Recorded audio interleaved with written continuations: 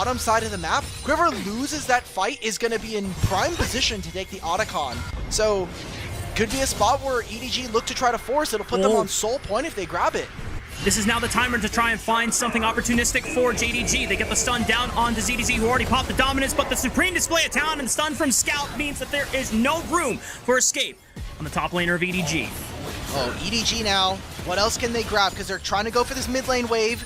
The Redemption's going to heal that minion to full. Let's look at top side. Thank you to our observers. Angel's going to grab this. This is going to be now the Herald spawned in mid. EDG, they want to use this time before the Dragon. Let's get some gold into our back pockets. And more specifically, let's set the map up so that when this Dragon spawns, thank you, Palkia, making it look at least to have a little bit of fun. Joel's going to use the ultimate to kind of push their opponents back.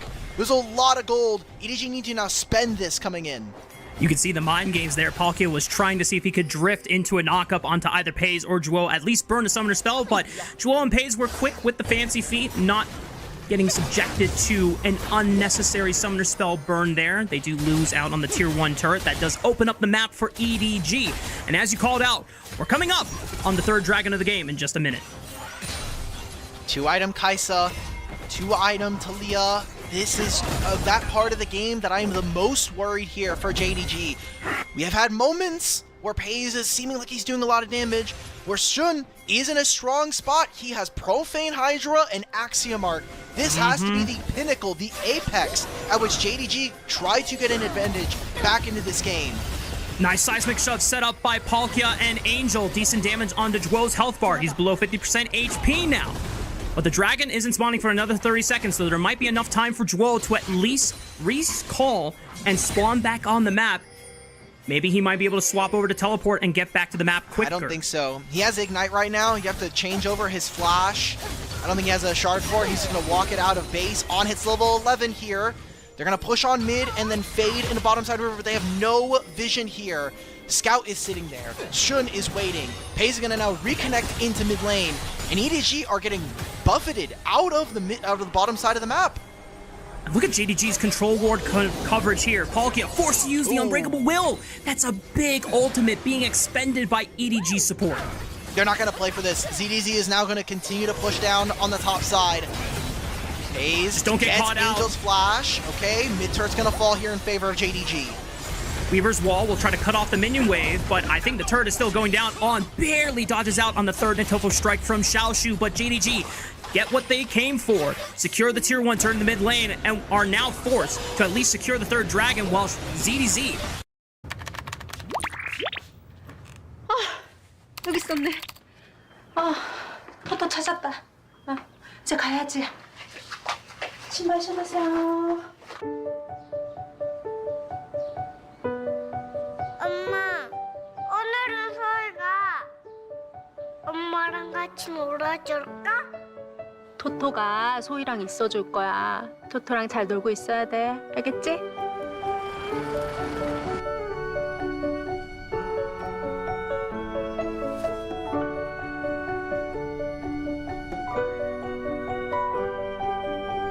네, 이상 유연근무제 도입에 관한 보고였습니다. 감사드립니다. 자료도 아주 훌륭한데요. 우리 한번 바로 추진해보죠 뭐. 네, 감사합니다. 열심히 해보겠습니다.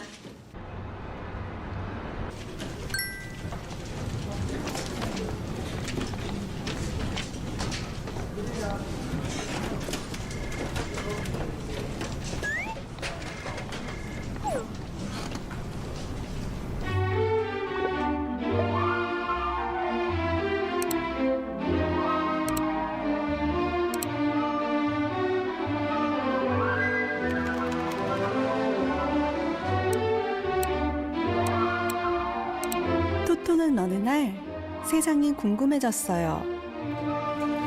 소희가 자는 틈에 세상 밖을 구경하러 여행을 떠났답니다. 오리를 만나 하늘을 날고 거북이와 바다 수영도 했어요. 그리고 토토는 꿈나라에서 소희를 만나기로 했어요.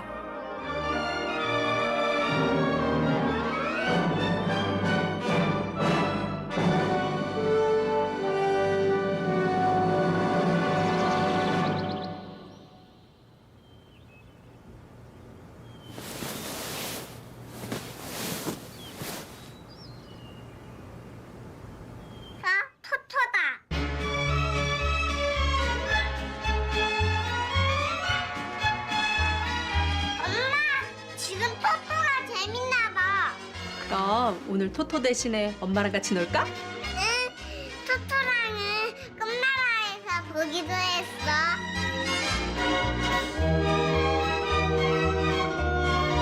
전하고 싶은 마음까지 뭐든지 만든다. 템바.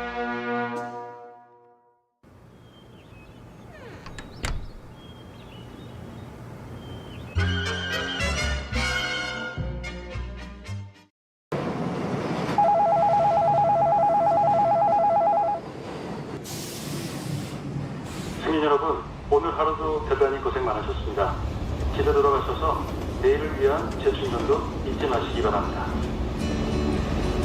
해는 저물어 가고 밤이 찾아오면 저 멀리 작은 불빛 하나둘 피어나고 철없던 어린 시절 떠나온 따뜻한 집 이제 나는 다시 돌아가네 왜 떠나야 했는지 묻지 말아줘 얼마나 멀고 또 험했었는지도 아빠 빨리 오세요. 내 모든 기억과 슬픔들은 이제는 지난 이야기 돌아오던 길에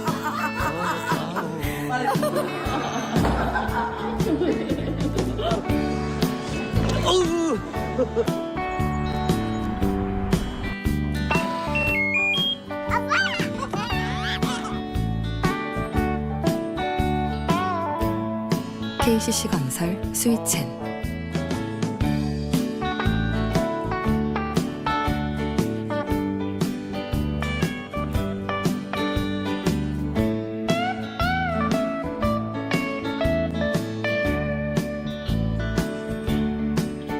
그리움에 참 못 이루던 어리석은 Has secured the top tier 2 turret, might be pushing for more. He's gonna get another wave. Palkia and Angel reset, so they're gonna catch their waves if they get pushed out afterwards. Otacon spawns now. Are they need gonna to get rip it in. Look at where everybody. Xiao is gonna recall here. He actually finishes it. This is a huge mistake. JDG just now gets this for free. Oh man, that's a big mistake coming out from EDG. They thought that they were going to be content with just the Dragon Take, but JDG are forcing the trigger here. Here comes the teleport from ZDZ, able to show up. They get Vision 2k HP on the Otacon. Shun secures it and throws out the supreme display of talent to buy some time. As Xiaoshu is willing to give his life, but he finds the all-out on the Xiaohao, brings him into the waiting arms of his squad. EDG trying to fight this one out, but they lose out their jungler. On is forced to use the killer instinct to escape, flashing away from Xiaoshu's grasp. Angel buys some time with the seismic shove, but the rest of JDG, they want more. They're thirsting for blood. They want to hunt down the remaining members of EDG, but they won't get any more. 3 members and multiple flashes. EDG take a bad timer and JDG completely pounce on their unsuspecting opponents. Equal up the gold, now get themselves the Otacon, which now accentuates that experience differential, especially between our 2 AD carries here. It is impossible for them to fight. Training summoner spells is nice, but there's no objective to play for in the next 3 minutes, so all in all, it is an outright win here for JDG, and one that is sorely needed after what has happened in basically the last game and a half. When you think about it, Alec, it's interesting how JDG had the advantage early game in game 1, then the throw comes at the Otacon and EDG gain momentum afterwards. Here in game 2, EDG have All right, we get it. of that early Otacon is a advantage. terrible objective. We get it. Otacon's a bad objective. Everybody keeps talking about it. I'm moving different, okay? I don't want to join the pack. I promise. I'm a free thinker. Otacon won't control me. Well, it did control JDG last time, but they're able to secure it without EDG properly responding. And now, the gold lead is still even, but the experience gained from those Blood Roses might be the difference maker for JDG as they are able to now control the pace of the game here in the 22-minute mark. Look at Shun right now, man. Like, this guy's about to hit 3 levels. He's taking another jungle camp. He has bottom side camps, although I see some pings right now. Pays may want some action on that. He's like, hey, maybe can I get this? Shun's like, please. If I get level 16 somehow between now and the start of Dragon/Baron, the game is just over. So, continuing to track our junglers, we came into this game in this draft saying that we needed to see Shun and Scout step up. And while that hasn't necessarily been the case, at least as clear-cut as we would have wanted, I think we are getting much better performances this time around coming in for JDG's top side. Yeah, just to show how huge the Otacon was, it's a 2-3 level difference in the jungle. Not even looking at the other roles. This is a level 15 Kiana, and Xiao Hao is on welfare stamps with a level 12 Xin Zhao. This is one of those games where I sympathize being in Xiao Hao's position, picking the meta jungler trying to play for the team, and then I look at the enemy team picking the fun carry jungler, and now I'm like, well guys, I tried to tell you this is what can happen. Shun has taken all my camps. I can't get any experience. I can't get any levels. This guy's about to hit 3 items. I haven't even hit my second. I don't think you would sound like that in the call. It'd just be... No, I would be more upset. And then all you'd hear in response is jungle diff. So maybe you shouldn't have gotten capped. I mean, maybe you should just not lose all your camps.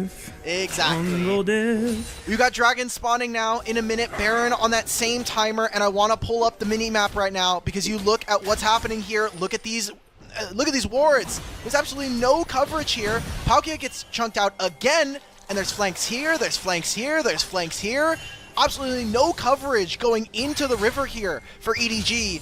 So they're going to lose out on their dragon and might have to stall this game out even longer, which we were questioning about whether or not JDG could actually last in a longer game. But as long as Shun doesn't get shut down, I feel like they're feeling pretty strong about their stance in this game too. While he won't hit level 16 in time before the spawn of this if he gets a kill, baby, or 4th dragon, if he gets a kill, that is a level 16 Kiana. That is a max rank supreme display of talent. Max cooldown for max uptime, already paired with the Axiom Arc. This is going to be Shun at his peak strength in this game, and having it so ahead of the curve is such a terror for EDG to deal with. I can't see a world where they actually contest for this dragon unless JDG completely fumbled the bag. Scout's going to have to teleport in. You can see that Shun right now is making his way through the bottom side. They're going to try to fight their way from this side because they don't have access through this mid lane wave. Scout cancels his recall, and he's just going to hoof it on over to this play. It's going to be JDG starting it up, moving backwards. ZDZ also not showing quite yet. So it's a 4-on-4 right now. Here we go. Beaver's wall. EDG have to burn the dragon down and look for the flip here. 2,000 HP. Xiao secures it! It was an early spike from Shun. I saw 400 HP. Xiaoxu was almost dropped, but on secures it with the killer instinct. They're going into the backline. Supreme display of talent at least finds one on a Palkia, but CDC is still continuing the chase forward. Schwell trying to take up all the damage. Xiao Hao goes back in one last time before he gets dropped by Pays. Now he flashes forward. He's looking to turn on the heat. He's trying to gun him down. Pays looking for another dash with a relentless pursuit. It's Scout flashing forward to set up Pays for success. He dashes away from CDC's grasp. He finds a triple, and it's Scout that cleans it up. JDG pull off the ace against EDG. And Pays is gliding in that fight. It is a smite that goes over to EDG. Can they do the Baron from this point on?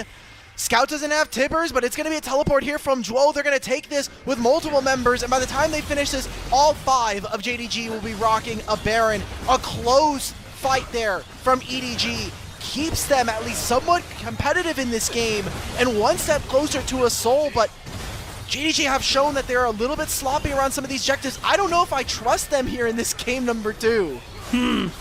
Palkia had swapped one of his summoner spells to Smite because JDG don't have Shun up on the field. Unfortunately for him, Xiaoxu is enough of a body blocker that he prevents Palkia from ever getting in range. It is JDG that secure the Baron here in game 2. So I want to look at this fight again. Great block here from Zhuo to get the Weaver's Wall away. The redemption was used very early there from Palkia. I mean, we take a look back at this fight. We get right in the backline, we're killing Xiaoxu, and then this backline here, look at what the redemption does. Xiao thought he found the kill onto the enemy backline, that he was going to be able to get Zhuo, but completely heals, blocks all of the damage, and obviously that Winter's Bite with this combo with Lucian, if you can play in the mid game, is very potent. It doesn't matter if it's the first 5 minutes or the next 30 afterwards. If they can get this procced, it is a massive amount of damage. FaZe even dashes over Unraveled Earth and has to use his cleanse, so you can see that JDG, they feel hungry and they know that every single inch in this game they're gonna have to fight for. That 3-man squad in JDG believed wholeheartedly in FaZe's Lucian to carry through the fight, willing to just commit everything forward. Such a big swing that JDG needed to now guarantee the advantage and the momentum for themselves. Baron buff on their side. Even though EDG are one step closer to Ocean Soul with the steal, I don't know if they're going to have enough time to actually find it here in Game 2. JDG thankfully don't have a lot of range, so their ability to hit turrets is a bit more limited, and I like that we're seeing this from Angel. Just use the flip to get the empowered cannon minions underneath the turret. It gives you a little bit more safety to actually hit those minions, so you're not walking into JDG. You're not walking specifically into Scout. That ward that is right across the wall is doing a lot of heavy lifting here. Still gonna maybe be this turret, but EDG are making them sweat for it. Xiaoshu is in the mid lane, but he's not gonna be able to get pushed very easily versus this Renekton. So this might just be JDG wasting a lot of their Baron timer so that they can put a lot of vision and get investments down into this jungle, because we have Dragon spawning in a minute and a half yet again. Yeah, I'm not gonna lie, I thought JDG were gonna get a lot more with this Baron power play, but they have barely been able to breach the tier 2 on the bottom side of the map. Here comes another minion wave. They finally are able to undermine it here. But at the end of the day, a 2,000 gold advantage. I don't know if it's going to be the absolute game breaker here for JDG. There's a lot of confidence now riding on this team off the back of those 2 fights. But EDG, still 1 dragon away from Ocean Soul, and it's coming up in just a minute. Only difference that I'm kind of seeing right now, FaZe now having a Maw of Malmortius completed, so more shielding against that Kaisa and the Talia. I was wondering if Palkia would be able to find a recall timer here, because there's an item discrepancy between our 2 supports. I think having Redemption and Locket makes it very difficult for EDG to punch through that front line. And I think Edge of Night also being pretty impactful here for Sun. There's going to be Cleanse and Flash available for FaZe. So if EDG can find this win, it's going to have to be off of this fight now. No item completed there for Palkia after the teleport. They're going to have to battle through. There's no vision. I love this vision toggle coming in from our observers. Looks like EDG are posturing for this fight. I know that it would mean securing Ocean Soul if they get it away from JDG. We'll have to see if JDG are able to punish, as Shun is lying in wait on top of a control ward, reveals himself with the Grass Elemental Wrath. Xiao Hao maintaining his position in the tri-bush. Palkia looks for Xiaoshu. I love Monday. 이번 주는 어떤 노래지? Nice. 오, 처음 듣는데 완전 I love it. 나의 스포티파이는 Monday Energy. 시작해 프리하게. Spotify. 만약에 김치가 우리를 더 행복하게 할 수 있다면? Oh, Brandon. Oh, nice to meet you, Brandon. I'm so happy to meet you. This is my soul food. 김치가 더 신나진다면? 멋진데? 그렇지 않아? 김치가 예술이 된다면? 와, 감동적인데? What if 김치가 전혀 새로운 모습이 된다면? 와, 이게 된다고? 종가의 끝없는 질문은 김치의 가능성이자 김치와 함께할 즐거움의 시작. 지금껏 종가가 해온 것처럼. 자, 이제 던져봐. 어떤 질문이든. We're 김치 lovers. 종가. 종가니까 가능해. He's able to get away from the Unraveled Earth, but loses 50% of his HP. He will be forced to teleport back. They stop the recall. They could look for a flank. He's gonna okay, so he's gonna go for it. Oh my god! The recall again. Punished. Scout, you gotta block these with either your body or the E. Dragon is getting pulled around. They have no wards on the top side of this map, and EDG can burst this with a Kaisa. Weaver's wall. Oh my god, Angel! Angel! Oh, Angel went too deep into the JDG's backline. 4,000 HP. Shao gonna get it, but it shoots, secures it, throws out the supreme display of talent. On gets caught, throws it into the backline with the killer instinct, but is popped by scouts. Annie! Xiao Shu's gonna chase Xiao Hao, and the rest of EDG are forced to scramble. Palkia, the other member left standing, and it could just be enough for JDG to close out game 2.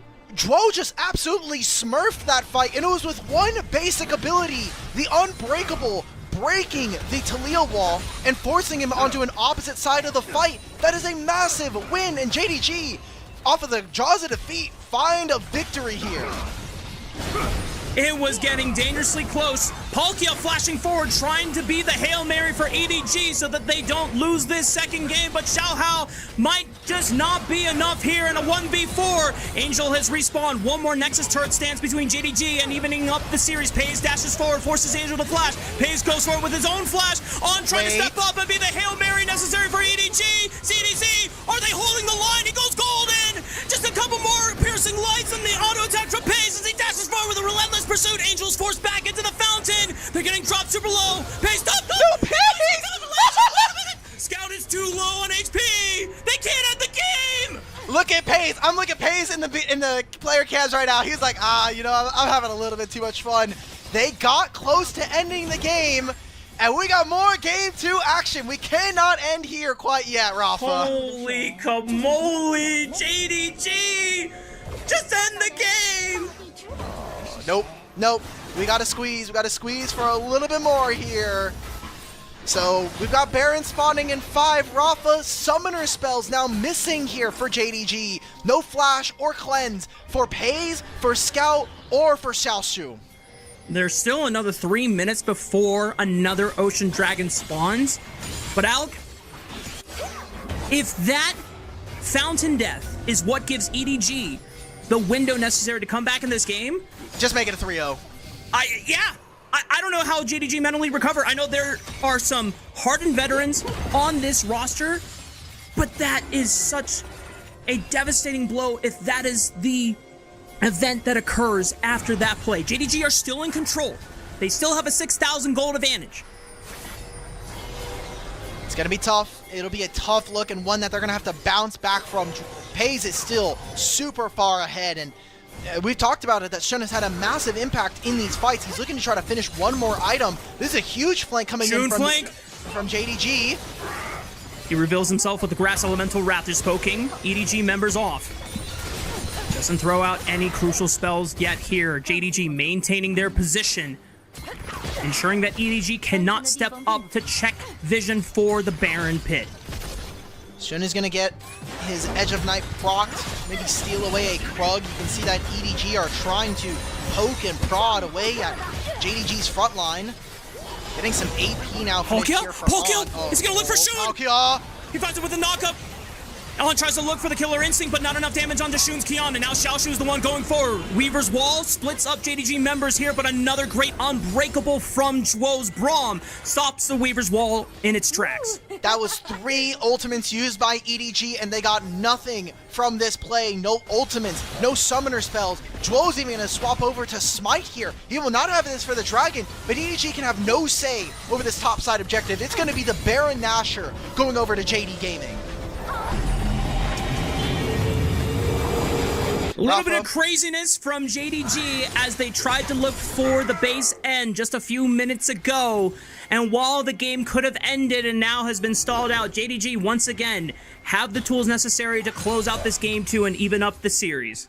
We just needed to play another 5 minutes. I just wanted 5 more minutes of stage time is what Paze was saying. Man. So, that's it. That's the state we're in. And if EDG win this, imagine they win the Smite fight. Shun has not been as on point here in this game number 2. That's Ocean Soul committed for them. And while I think some of the items may not be going their way, an Ocean Soul is one hell of a combat buff to have. That's why it could be the breaking point for EDG to swing back despite a massive goal difference. The experience difference in a couple of roles are still very, very noticeable here and impacting the state of this game. But the longer the game goes on, Level 18s have already been hit by multiple JDG members. Soon, EDG will have a chance to catch up, so JDG have to close this game out sooner than later. We're gonna get a 7th dragon of the game. Everybody in chat, let's take a vote now. Do we think we're gonna see a 7th dragon here in this game? Me personally, I don't think so. But if we do, then we're in for a hell of a treat here, Rafa. I think if EDG can win this game, suddenly they're in a massive momentum building of 2 games in a row, but JDG have been poised all game long. Minor mistakes here and there have led them to, you know, stall this a little bit more out, but I really do believe that FaZe can clean up these fights, can absolutely run amok here. Big thing, his last item completed is the Mercurial Scimitar. So between cleanse and now that last item, he has 2 ways to cleanse an incoming stun or CC from EDG. Gives FaZe more room to play forward and aggressive and try and bait out key cooldowns from the side of EDG here.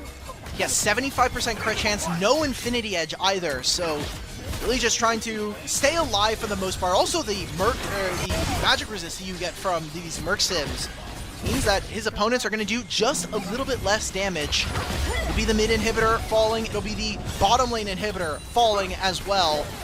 And this all sets up perfectly. JDG utilizing this Baron. Can they find the push here? Scout flash forward, finds the Timbers 2-man stun on the front line. Scout is the first one to drop. Angel and On still trying to rip through this fight. CDC is traded on using the killer instinct to try and reposition against JDG. They still have Baron empowered minions on their side. Cannon still pounding away at the turrets. Oh my god! The knockup, Seismic shoving the Xiaoshu. They lose it on the top lane. FaZe has got to be careful now. Weaver's wall right on top. Zhuo is separated from JDG. Doesn't look like they can pounce just yet. He throws out the Unbreakable, but EDG hold the line here at 37 minutes. Are they about to have 3 Nexus turrets respawn? Because they lost those first 2, they respawn. Now they get a 3rd one to respawn with this bottom lane Nexus turret. What the hell is this game, Rafa? Why are EDG holding on? And why can't JDG just finish this one out and close cleanly? The power of EDG is starting to surge here. And there is a fear in the back of every JDG's fan's mind. Was FaZe dying at the fountain? Is it going to cost them? Because EDG are looking unbreakable here in their own base. I mean, this redemption just gets so much value, but Scout not being able to grab anybody in that trade. ZDZ ends up falling. On plays this fight really, really well, but imagine if he wasn't so far behind his enemy counterpart. Palkia, 2 separate engages, saves the game. The rookie of the split is coming up huge. Now we're getting right back into live. We've got a minute and a half before Baron, 2 minutes before Dragon, and this is the last Dragon. No more soul points, no more extra gimmies. 3 Ocean Dragons to JDG, 3 different dragons here for Edward Gaming. Are we going to get a soul point, or are we going to look for JDG to finally put this game to bed? Inhibitors open in mid and bot lane. One FaZe's Nexus items. turret stands between EDG and JDG. FaZe is full damage. No boots anymore. He needs the full arsenal to try and break EDG's defense. The last stand might just be now. Palkia goes in. FaZe is able to dodge it with a relentless pursuit. Xiaohao knocks up Shun. Stalls him for now. Palkia losing all of his health. The Alistar is gone. And the rest of EDG are now down to 4. JDG still stand as 5. Looking for that last Nexus turret. CDC pops the dominance, but JDG are going to be patient and wait out the ultimate to burn down. On is almost down to 50% HP. Nice. Angel will throw out the Weaver's Wall. Stalled for time. On heals back up nearly to full. Big knockup onto ZDZ as he gets caught. Xiaohao goes in, looks for the backlight, pops the Crescent Guard. ZDZ on, trying to find the killer instinct. JDG throwing everything they can to block the damage from On's Kaisa as they pop Zhuo in the backline. Pace is under fire. He's forced back. On is flashing backwards as Xiaoshu finds ZDZ with the all-out, but JDG, can they break them? FaZe able to find Angel now, but the Nexus turret still stands, and there's still 3 members from EDG to hold the line.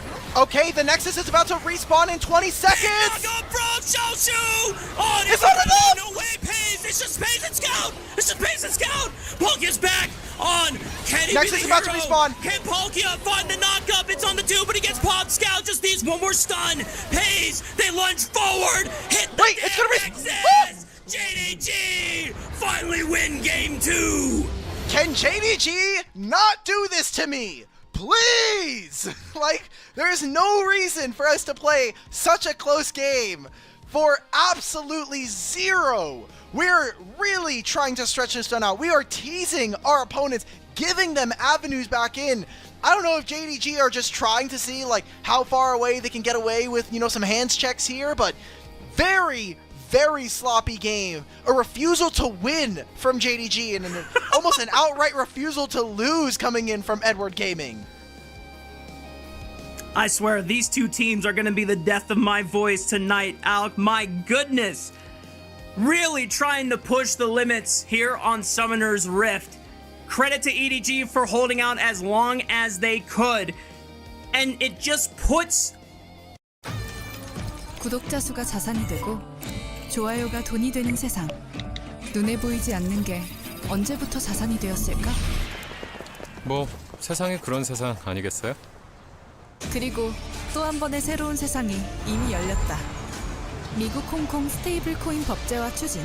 대한민국 단계적 법인 투자 허용. 실체를 의심할 시간은 끝났어. 시대는 이미 업비트. 버스트 클래스를 모티브로 한 세라젬이 선보이는 새로운 마스터. 앉아서도 누워서도 어떤 자세에서도 품격 있게 당신만을 위한 마스터의 걸작. 세라젬 마스터 V11. Into perspective, a world where EDG don't miss out on the Otacon and give that massive experience advantage over to JDG, considering how well they stalled the game out. There was so many different angles. From looking at it from JDG's perspective, the solo lanes need to, I don't know what they need to do, maybe do some woosaw afterwards, you know, just sit there and really meditate, because we are getting, I think, some of the worst games we've gotten from Xiaoshu in a bit.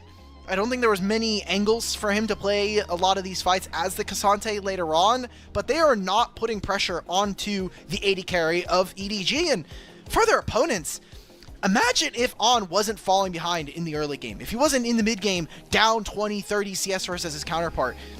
I think that EDG could very handily have taken these games if their AD carry was in better spots. All that aside, Alec, I just can't get over the reactions from JDG as they finally close out the game. Pei's just giggling his way to the back room, while us here on the broadcast are just dying out of anxiety, trying to see what was going to be the outcome of that game. And it just seemed like if JDG are in that kind of mindset, maybe it's for the better to try and push EDG to the brink, because I didn't get a chance to see what were the reactions from EDG's lineup after the game. EDG probably not too happy about that game, especially with how close it was. Can I take the MVP away from JDG? Even if it does go to Pei, I think Pei's played a large portion of this game fine. Like, he is the only reason, by the way, that they are even in some of these positions. Here are some of the post-game graphics. There we go. That's the difference in the AD carry position. And we've seen it now 2 games in a row. I can't imagine we won't see it for the rest of this series. If JDG are going to win any of these games, Rafa, it is going to come from the bottom lane. Even though that they weren't able to find advantages in the laning phase early on, Pei still proving to be one of the best AD carries we have here in the LPL when he's able to play at the highest level. And while On found decent moments for himself, it seems like the challenge is too tall for him to stand up to alone. He really has to rely on the rest of EDG to rally behind him and give him the space necessary to match against Pei's absolute dominance. Pei's is playing with a lot of respect on waves. He knows when and where he can get farm. Obviously, his team is also doing a really good job of giving him a lot of gold here. That is not the same here for On. A late cleanse in this fight we just saw in this replay. I think the mechanics for On are just not quite there. Pei's is really showing up his counterpart, and the experience between these two guys is just night and day difference. Obviously, On playing for a lot longer, at least on tier 1, but Pei's already having a lot higher of a threshold, and I think international experience is really playing a key there. Ana's never left the region, right? He's never played in an international. He's never gone past playoffs. FaZe got to do that in his very first year, second year as well, over on Gen G. So I think the quality of how and where these two players have played in years prior is showing itself as a massive difference maker.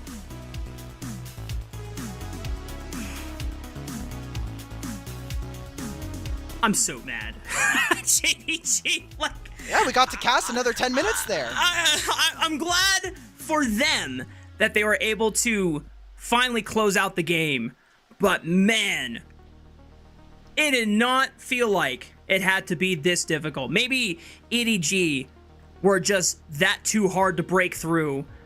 And it definitely looked difficult, but at the same time, I don't know. Yeah, this is why I'm up here talking. I'm not playing on Summoner's Rift in these high-stakes scenarios. All I know is if we're going to continue the, like, Rafa POV, if I, as Lucian, don't end the game there and we have to play another 10 minutes, Mark is in call, like, holding back tears, like, why, like, I have to try and outsmite this guy now. I have to potentially be the reason we lose a game because my AD carry is diving under the Nexus fountain. Like, yeah.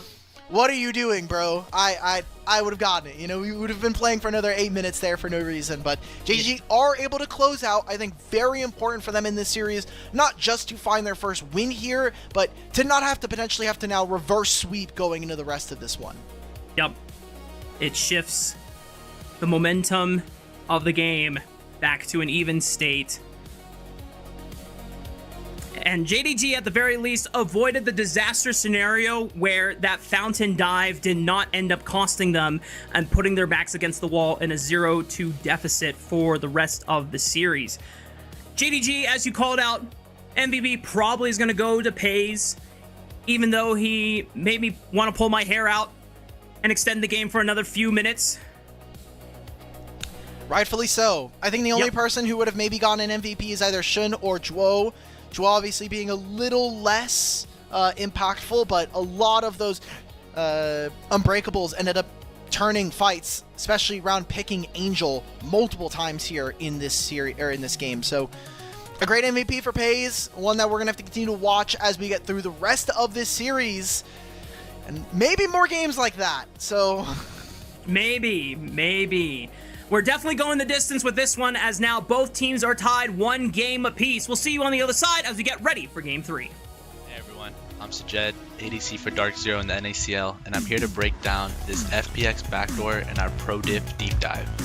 Baron is spawning in 1 minute, and that's the objective to play for, and the next mid wave coming out of base kind of dictates which team will get set up. FPX kind of has a cheat code because they took the enemy inhibitor, so they have the super minions, which will help them push the wave faster and makes their wave tankier. And Silas, he's down 7k gold. He kind of knows he's pretty useless, so he opts to not even show on the side wave and just goes in overgroups on mid wave. On the flip side, IG has rookie TP to the top lane, and then he shifts down to mid. So that's the 2 big advantages FPX has going into this fight. They have TP advantage on their mid laner, and they took the enemy inhibitor. So the fight starts really well for IG. They burn a bunch of the enemy sums and ults, but the problem is since they contested from top river, they never actually got the wave. Instantly they start running to the wave. They take the fight away from the TP-less Victor, who's the most fed member in the game, and they just walk the wave down. They know that the game went long enough that winning a 5v5 is not the only way to win the game. They want to play around their advantages, and taking the fight away from the TP-less Victor and into the enemy nexus is their best bet.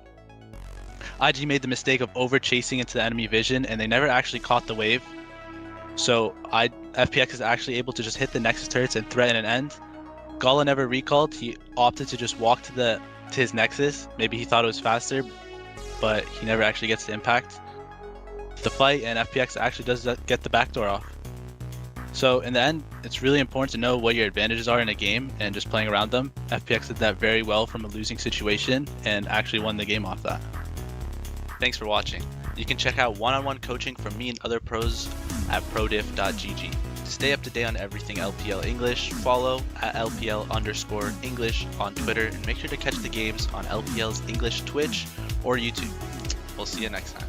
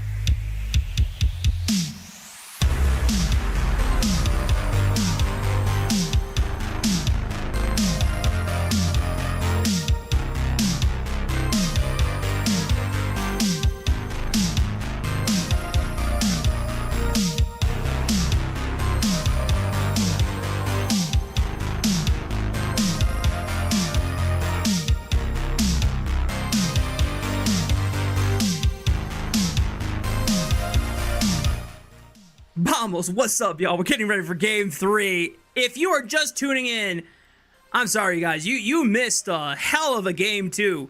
Was it amazing quality? I don't know. I'll let Alk be the judge of that, but it was definitely entertaining. And he's throwing up the X sign. That's a nay from my co-caster there. That game was tough to watch in certain aspects. I mean, there are a lot of moving pieces with this one. We have a Nexus being almost blown up at 31 minutes, and then we play another 5 minutes here where they almost lose the Ocean Soul, they almost lose out on a Bear, and we have an incredibly close team fight back to back around their Nexus.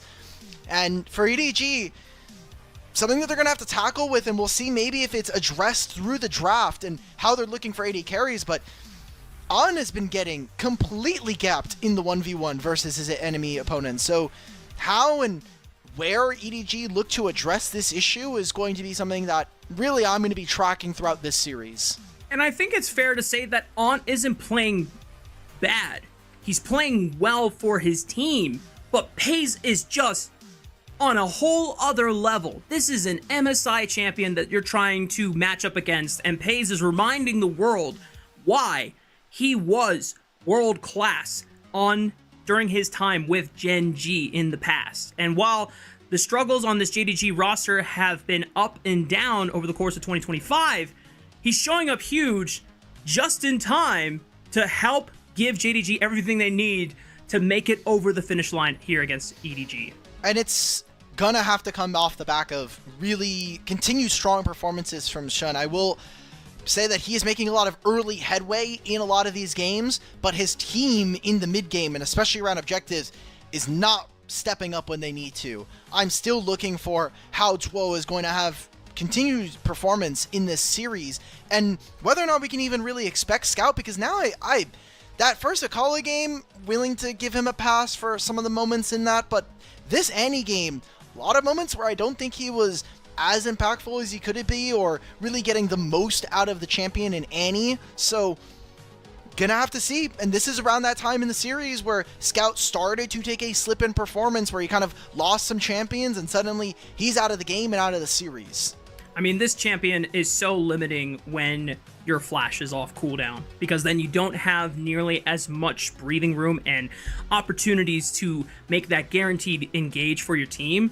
And you're not a major damage dealer either, so as the game scales on, you're just looking for your big nuke of dropping Tibbers on someone's face and then praying it's enough for your team to win the fight, unless you can cycle off more cooldowns. But then you fall prey to getting outranged by the enemy composition, and thankfully for JDG, they had a monster Lucian in their back pocket, continuing to be the key difference in this game too. Looking forward at the draft now, a lot of engaged supports are off the board.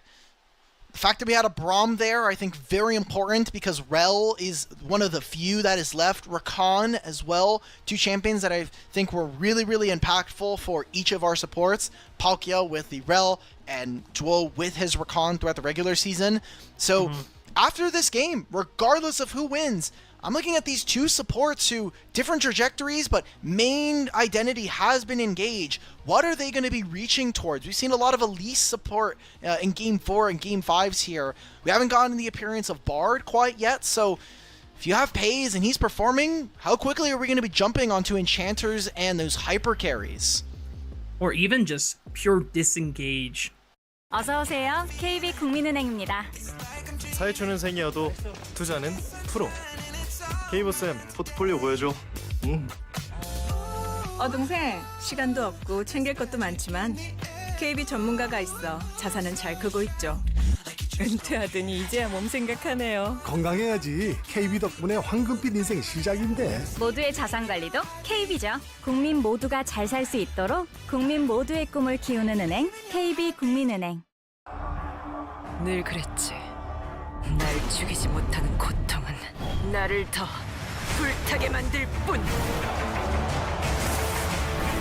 버닝 아트, 광전사, 리부트 업데이트, 리니지 M. Type supports. When you think of Renata Glass, that is her main identity.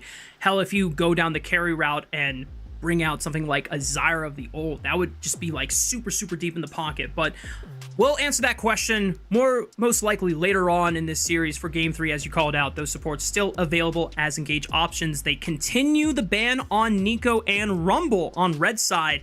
And for EDG, they've moved up the Sivir priority ban now here in the first round. Poppy gets through. Trundle is also a champion that is no longer, under a lot of threat. There's no Jarvan. And some of the tanks have also been gotten rid of, so this could also be an AP jungle game coming on through. I know Xiaohao has been teasing some champions through his hovers. We've been getting a lot of Evelyn tonight. Hasn't locked it quite in.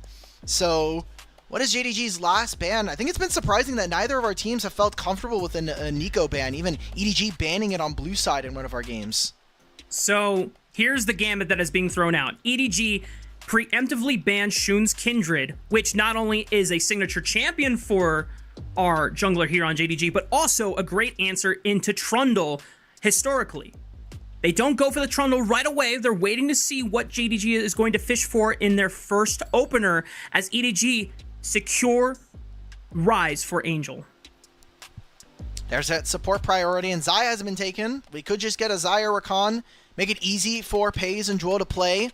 You could see it a little bit later in the draft, maybe on 3, to see a bit more of EDG's.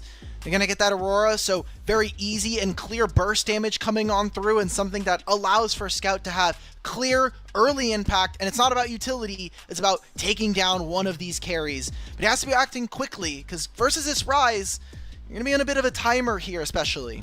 And because you now have Rel for Palkia, EDG could feel empowered to go for the Trundle since you no longer need engage from the jungle role, but they're waiting on the jungle pick and letting it fall all the way to the second round, guaranteeing that they have a priority AD carry pick for on with this Varus. I think you need to pick AD carry on this. If not, you have to be willing to grab something for JDG that is really going to be a strong blind, whether it is in the jungle or in top side. MF has been a scary pick in the LPL, not just from win rates, but historically for JDG, MF has been kind of a plague. I remember their last game of Split 1 playoffs versus Top Esports, they put Paze on this champion, weren't able to get an early advantage, and got steamrolled here. So we'll see what the second phase of draft, a big focus we've had so far in this one, has been on junglers. I really would prefer if JDG either take the Trundle for themselves or they ban it away, because not only it would still be one of the strongest skirmishers you can pick up for yourself for Xiaohao, but also Misfortune Bullet Time can always be canceled by a pillar. And it is just way too costly of a cooldown to be expended by a basic ability. Vi still up on the table. They banned that away from JDG to guarantee that there is no guaranteed point and click lockdown from Shun's hands.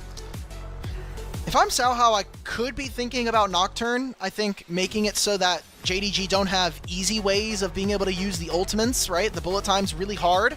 Nice JDG agree with that sentiment and go for the ban themselves. Remember, they have first pick coming out of this, so is this going to be a blind coming in for our jungle or our top side? I know we've been talking a lot about Trundle, but maybe getting a champion here like an Aatrox for Xiaoshu could be something that they could look towards. And they could further wait out the Trundle pick. I still think that it gives a lot of agency to disrupt Paze's ability to get off those big AoE ultis with the bullet time, but they are paying a lot of respect to Shun's carry champion pool with the Nefiri ban as well. So now, when you look at Shun's pool, there's Skarner, there's Sejuani for tanks, but I don't know if he wants to pick a tank for himself. This Jax could be flexed for either Shun or Xiaoshu, which is a great way to keep your cards hidden here on JDG's side. Yeah, theoretically, we could get flex. Imagine it is going to be a top side blind, because there's not too many answers I think that ZDZ has shown. Aatrox is probably going to be the most likely, but even that's not that great of a matchup. You could see a Gragas top lane here. I think could be very disruptive towards what JDG are showing. And let's see if we're going to get that Trundle. So far, EDG are showing me a team composition that is going to really thrive and making sure that they can keep their opponents at mid-range. The Rel is going to be a great stopper. This Trundle now is going to be a great stopper as well. And with Rise and Varus, you want to try to play that mid-range incredibly strong. It is all about JDG and the explosiveness that this composition is showing. Gangplank would be spicy. It does put all the pressure on the Palkia to be the sole engager for EDG. A couple quick hovers from Palkia. Shifting. It's a cannon lock-in. So now this gives another tool for EDG, not just as an engage tool, but a flank tool. And Shun goes for the Zed here in Game 3. His first Zed jungle of the year. Gonna have to be a carry performance. I think he played rather well on the Kiana. Can he do it now and again? This feels like it should be a Shun meta with him trying to be a carry, trying to abuse his gold leverage. And from JDG, Rafa, I look at this lane and I look at these lanes right now. Top lane can be a bit difficult, but you can find all-ins with the Jax. Aurora can be very, very slippery and very dangerous, but versus a Ryze, lockdown is aplenty. I need to see JDG play a strong early game and turn that snowball this lead into a good mid-game position.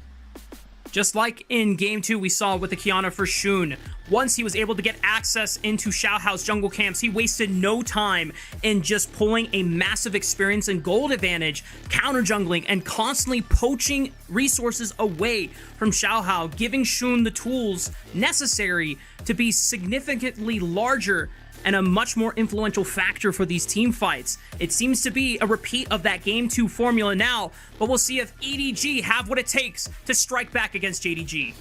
EDG are going to have a massive wake up on 1 and 2 items, and it depends on what version of Varus we're going to see, but with Ryze, I think he is a linchpin to this composition, being able to play around multiple side lanes. Palkia are one of his iconic Rel champions. I need to see this team perform. This feels like a very EDG-style draft, and yet again, onus on JDG to play a good early game. Compositions are locked in. It's time to hit Summoner's Rift for Game 3 between EDG and JDG. 你的爱好就是装模作样，对不对？敌军还有30秒到达战场，碾碎他们。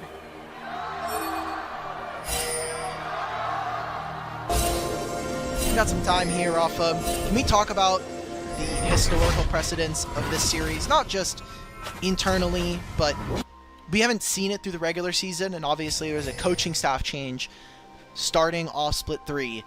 Clear Love having to play a best of 5 against EDG. I think there's a lot of history there. EDG, or Clear Love now the coach for JDG, having to play his first best of 5 up against his former team. It's, I think, pretty historic for all of our older LPL fans. Yeah, I mean, when you think about Palkia first watching his introduction into competitive League of Legends back in 2015 with his dad, he was watching Clear Love play with Mako at 2015 MSI when they got the upset against T1 SKT back in the day in that Game 5 victory. And now, so many members Palkia has had to play against on the Legacy team. Now he gets aggressive here, level 1, already burning that first summoner spell against Pays, which forces his cleanse to be used. And topside, we're getting spicy everywhere. Junglers can be very impactful. Shun is making over his way to the top side on trying to abuse this early lane. Wow. Pays very, very low, and he knows that Xiaohao can be on the bot side in about a minute's time, so it's all about efficiency here for JDG. I wonder if EDG will pull the trigger and force an early dive against Pays and Jewel. There's no cleanse available, so as soon as Palkia connects with a Q flash stun, there's no way that Pays can get out of that CC chain. Jewel would have to interrupt it with a well-timed grand entrance. Oh, Xiaohao, he just flashed over the wall! He flashed over the wall! He's trying to find Shun here on the red buff! He's forcing Shun to use his own flash. I don't know if he'll have enough time to at least steal the red buff. Shun has Smite, Xiaohao doesn't. He's gonna drop it for now, but he's at least stalled some time and given information to EDG's bot lane on where Shun is on the map. Shun's not gonna be able to recall, he has to go towards the bottom side of the map. He pressed tab, he sees that Xiaohao has 3 camps, move into this invade. And there's nothing that On and Palkia can do right now. Even Scout making his way and starting to fade towards the bottom side of the map. I'm not gonna lie, Rafa, I still like this for Shun. He still's gonna be able to grab all of these waves, and Xiaohao is not even recalling quite yet. Yeah, in fact, I'm not even sure I like that invade from Xiaohao. You already have On and Palkia setting up a massive lane advantage, trying to pressure Pays and Jewel under tower, but now the wave was frozen on them. They were forced to recall. There's no advantage to play for in that dive scenario because Xiaohao has committed to the top side. So On and Palkia are forced to give up that wave pressure. Pays and Jewel now get a chance to reset the wave. I guess Xiaohao is trying to look to maybe play onto ZDZ's side of the map, but doesn't look like he finds an advantage there. At most, Rafa, this is just information gathering. We're just seeing, hey, I know where the enemy jungler is. I now have spotted him. He can be on the bottom side. You guys shouldn't be under any threat. See that Palkia right now trying to interrupt the recall of Pays. Good job from Duo. But for the most part, this wave is in a fine spot for EDG. And he traded flashes, which I think is more impactful for Shen, because now, if he does use his shadow forward, he has no way to get out of a fight for the next 3 minutes. Is at least a takeaway for EDG's jungler there, trading his flash for Shun's own. But, I don't know. Personally, I'm still a little miffed that what could have been a massive advantage for On and Palkia now seemingly cast aside to the wind, because Pays is going to get his cleanse by the time Xiao Hao can actually impact this bottom side of the matchup. And JDG not going to even give an opportunity over to Palkia and On to set that up, because they've already lane swapped Xiaoshu onto the bottom side and sending their bot lane to the top side against ZDZ. When you have a Jax, you're allowed to do this. He's a champion that can very clearly cheat a lot of waves by having that counter strike, making it impossible for the enemy AD carry to touch. And good surge coming in from ZDZ to protect himself.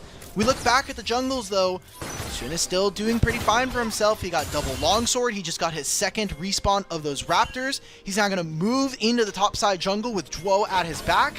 He can track Xiao Hao. So he's gonna lose this Grom more than likely. ZDZ is not even anywhere close to level 6, so can't really back up his jungler in this position. Xiao Hao will most likely forfeit this camp. It doesn't look like JDG are going to press their advantage here, maybe trying to look at mid lane first. Duo and Pays were all rotating over, just in case Scout was ready to make this lane volatile. He pops between worlds for a big chunk onto Angel's health bar here. Not the biggest trade, but at least puts Angel below 50% HP, might give Scout a free recall here. Exactly. And Scout can now use this time, because the ultimate will be up by the time those grubs spawn in 2 minutes. So he'll be able to recall first, has a lot of movement speed as well, gets himself Faded Ashes, not bad. Angel has to get a lot of assistance, and that's why we see Palkia in mid lane. Let him get his wave in, get this recall through. Good punish, I think, from JDG. The laners right now are doing a strong job of pushing their opponents and allowing for JDG to play with priority in certain parts of the map. Yeah, decent problem solving, as it looked like ZDZ was most likely getting the better of Xiaoshu, or at least putting him in an uncomfortable state, and definitely Pays and Duo were succumbing to Palkia and On's aggressiveness in the laning phase. By shifting away from this Varus and Rel, they've been able to still excel in the farming department. Maybe a fight here on the bottom side of the map. Scout caught by Palkia, but he's able to just use the W to leap back to safety. And Shun just casts them aside, using the Living Shadow as a deterrence. On has to be very careful. When you're playing into Jax as an immobile AD carry, your flash is the only way you're getting away from Leap Strike here. So 요즘 5,000원대 맛있고 든든한 점심 있을까? 매일 점심 버거 할인 맥런치 5,900원부터 인기 버거 세트를 할인받아 즐길 수 있는 맥도날드 맥런치를 추천해. when Palkia shows on mid, that is Xiaoshu's angle to walk forward. Oh, but well-timed roam from Palkia. Maybe it's a bait into Xiaoshu, but he pops the Grandmaster's Might, so he's not going down anytime soon, and Duo is here to back him up just in case. Maybe a Grand Entrance flash here? No, not even needing the flash. Just decent knock up here on the On, chunking his health bar, but not enough for Xiaoshu to find an opportunity. Xiao Hao is going to be here. He's going to take over this wave. ZDZ as well. I thought maybe there was an angle for Dragon, but EDG are going to instead reset, move their laners towards top side. Actually, maybe even move On and Palkia into mid lane. Angel's just caught a wave mid. He's going to now shift over to top side. Yes, no teleport. Same thing for Scout, who's going to go and try to match this. So junglers are just going to clear all their topside camps and then look to fight. Level 6s for both of them, I think, is really, really key. Xiaoshu jumps right onto ZDZ's head. Decent trade with that Counter-Strike and Leap Strike combo there. ZDZ just doing his best to endure the laning phase as we're about 10 seconds away from the grubs spawning on the top side, where Palkia and On have first move into the river. Xiaoshu not having Grandmaster Might does mean he can't really find too many all-ins versus this Kennen. I think you can classify this lane a win if ZDZ uses his ultimate to try to find something on Xiaoshu and Xiaoshu ends up living. But with JDG being a bit late here and EDG immediately being first on the waves, this does open up at least a 2-grub start. They're going to pull it out since they know there's a ward here. You can see it's a little difficult as this Misfortune early on to deal with what is, we didn't touch on, a Poke Varus here for On with the Halo Blades and Serrated Dirk being built up first. Yeah. Keystone choice giving On just a little bit of all-in threat, opening with those very rapid 3 auto attacks before the full combo comes out. Scout might be in trouble here. Pops the W into the Between Worlds, able to escape away from Angel and Xiaohao before the Trundle is able to close in. Yep, just getting that ultimate. Does mean the next minute and a half, I think EDG can maybe look towards the Dragon, but they have 3 grubs. They probably just want gold. Honestly, getting gold onto your carries is fine. You're going to have... Oh, I think Xiaoshu is dead. This could be a very elaborate bait, though, with Shun in the area. But Shun's like, okay, we got to do this now. My camps are going to respawn in about like 15 seconds, brother. Let's get a move on. ZDZ forcing the opportunity, slicing Maelstrom right on top of Xiaoshu's head. And just like that, Shun had one window. He didn't want to wait around, and ZDZ is able to punish. ZDZ is not even the best top laner out of Group Nirvana if you look at our votes. Solo Kill ended up getting that one on both ours and the official broadcast, so now this is a wave that they'll be able to play on. Xiao's nowhere near this objective, but now opens up a potential timer around the top side. Remember, they're the ones with 3 grubs, so EDG, anytime they get alone with turrets, anytime that they can try to make the map a little less even, this should be gold going into their back pockets. Especially when you have a Trundle on your side. Anytime Xiaohao wants to show up into a lane with a turret, they can make short work, sieging it to absolute rubble. Palkia is also here for the potential dive. Scout still doesn't have his ultimate available. Pillar interrupts the recall. Scout knows that he's in trouble. Juo is trying to book it to the top side of the map to see if he can bail out his mid laner. Scout still has a flash to play with, gets rooted by the Rune Prison. The stun from Palkia sets it up, and Xiaohao bites him down to bits. And they can keep going for this. It's only Juo. You see that Shun is in the red buff right now. They can Realm Warp if they feel it. 2 turret plates going over, maybe a third. On's gonna pick up this mid wave. Juo pops the quickness of the Grand Entrance, but now there's no more CC other than another Grand Entrance to stop EDG from being able to escape.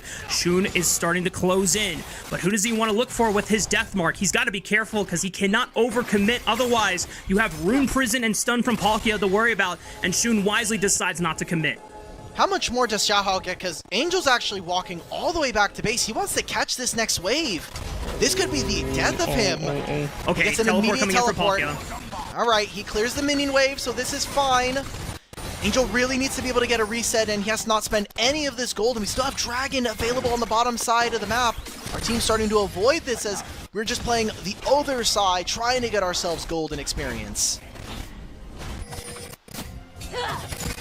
I know that JDG consciously opted into not going for the grubs so that Shun could get a sizable camp lead on this Zed. It was what... Hang on, Palkia going in onto Pace, forced the cleanses out, but he's still got a flash. Joel is able to battle dance to his AD carry partner just to make sure that he has enough HP with the shield to survive the engage. Yeah, but Rafa, what have we seen in this game, and more specifically throughout the series? The solo lanes of JDG are starting to crumble here.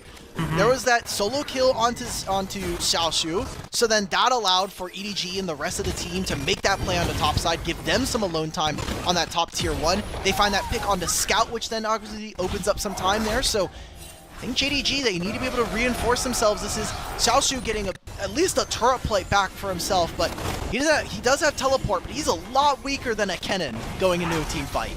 Yeah, Kennen has a full proto belt. Meanwhile, Xiaoshu is still working on components for that Trinity Force, opted in for the Merc Tread just so that he doesn't die from another all-in from ZDZ. EDG doesn't look like they will be contested here. Shun is still trying to poke around, maybe with a ward over the wall, but doesn't have an opportunity to go back in with another W, and it is the first Dragon awarded to EDG. Oh, Shun is full clearing, but he is finding no angles here for his team. Xiao's just going to jump over this wall.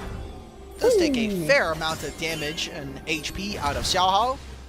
Angel is incredibly resilient, though. Already has the Rod of Ages completed and is building his way towards a Seraph, so I don't know what we're doing here from JDG's perspective. back. Okay, we're going He's for diving it. Xiaohao under the tower. He's got Zhuo for the backup. The grand entrance should set up for the death mark to pop in, but the subjugate from Xiaohao gives him enough HP to survive the encounter from Shun. And now Angel, he's flashing over the wall. He's looking for Shun. He only gets the slow on the Zhuo, not the empowered room prison. On was looking for the collapse, but he is pounced on by Pays, and he's forced to flash over the wall. Now Palkia, he has the Q flash available. Doesn't get in range. Pays forced to flash, but here comes CDZ with the collapse. Slicing Maelstrom on a flashless AD carry is an easy formula for success. That's the fate of warfare secured for the EDG, and they're looking for more on the Scout, who has no flash. The W over the wall. My God, CDZ is going to follow him over. Palkia extending the play with the crash down, and Scout's got nowhere else left to go. Xiaohao chomps him down to size. EDG now 4 kills to 0 for JDG.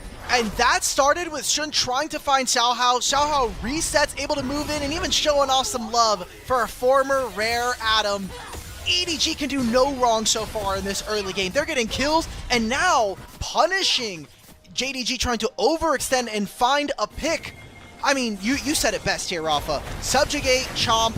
There's no AD here, and there's no damage. They're sitting underneath this turret. Shun has no shadows nearby either, so he's not able to really utilize that death mark. Angel knows. He's full HP. There are no spells here for JDG. This was a clean punish. The only worry for me was on. He gets out of this fight, and more importantly, you traded flashes on the enemy marksman. ZDZ had the teleport angle window. Xiaoshu didn't even want to try and answer. He knew that the play would have been even further doomed if he tried to contribute, since he is down an item advantage. And now EDG in game 3 find so much gold, being able to now go up against JDG almost 3,000 here at 15 minutes. Palkia, the Magnet Storm, we tried. You know, there was an attempt. There was a little bit of an attempt there. Happens. But, alright, fair enough. So, Scout should be able to very clearly make this wave his, and there's a full-on dive coming on through from JDG. They're moving 4 members down. CDZ does have ultimate, but he has no flash. He's going to see that they are there, so trade of turret on both sides. EDG will grab that, and they'll also get themselves the Herald, which could turn this into a mid play, and that then ends up with the Dragon in 2 minutes. EDG are kind of outplaying their opponents, and JDG don't have very many options to respond with. Yeah, it seems like JDG are just taking the worst trade end of the deal here in multiple scenarios here across the map. That's the first brick secure for EDG, and because they already got the feat of warfare, now that is feats of strength. So empowered tier 2 boots, access to the tier 3 boots across the board for EDG individuals, and they still have the gold lead for themselves as they get ready for the second dragon in just a minute and a half time. Flashes are synchronized for both of our AD carries. Should have seen Palkia there. They're going to go look for a roam. No way. Should be fine. No ultimate now before this dragon, I think, is a massive win. So great job from Palkia to know that his team has his back. Maybe they try to use the Herald here. I mean, you have 3 grubs. I don't think you have to be very picky about which turret you want. Yeah. I think at the end of the day, it would be more meaningful for EDG to crack open the tier 1 turret in the mid lane. That gives you wider access to the jungle quadrants of JDG and stops Shun's ability to try and farm a majority of his camps. Good call by Xiaohao. He's on the same wavelength. Chain of Corruptions tags Pays in the mid lane, goes for the chunk. On, not able to completely destroy Pays' health bar, but he is now down to 50% HP. And the tier 1 turret is undermined by the Rift Herald, as now Xiaohao, can he get the drift? Here we go. Oh, he's gonna get it. That's 1. That's 2. Yep, that's that turret going down. There we go. 2 turrets right before the dragon. They're gonna need to recall. Xiaohao's gonna take this as a quick taxi out. Should be JDG who are able to grab themselves the dragon, but a huge, we need to look at the items. Because on, he gets himself a Caulfield's Warhammer. Imagine once Rise finishes his recall, that's going to be a little bit closer as well. Xiaohao's going to hit level 11 with this camp here. And honestly, despite the turrets, looking at On, who did lose out on his barrier right before that fight.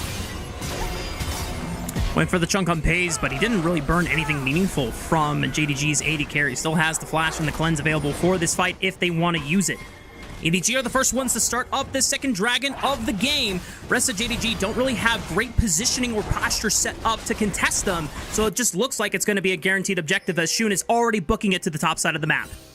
They're going to give up this topside turret. Angel used his Realm Warp from the river into mid lane to catch this wave. Probably should have saved it, as now On's going to come back to this, and there's going to be turret going over to JDG. I feel like they've gotten the worst part of both trades here, Rafa. They lost the dragon, and they also lost out on the turrets. They didn't get any of the grubs here on this trade, and it feels like JDG are lost without very many ways of finding engagements versus this team. Like, we talked about short ranged in the second game, but who is setting up for the bullet time? Who is setting up for Scout and Shun to really get this damage down? It has to be some kind of masterful counter-strike coming on through versus Xiaoshu.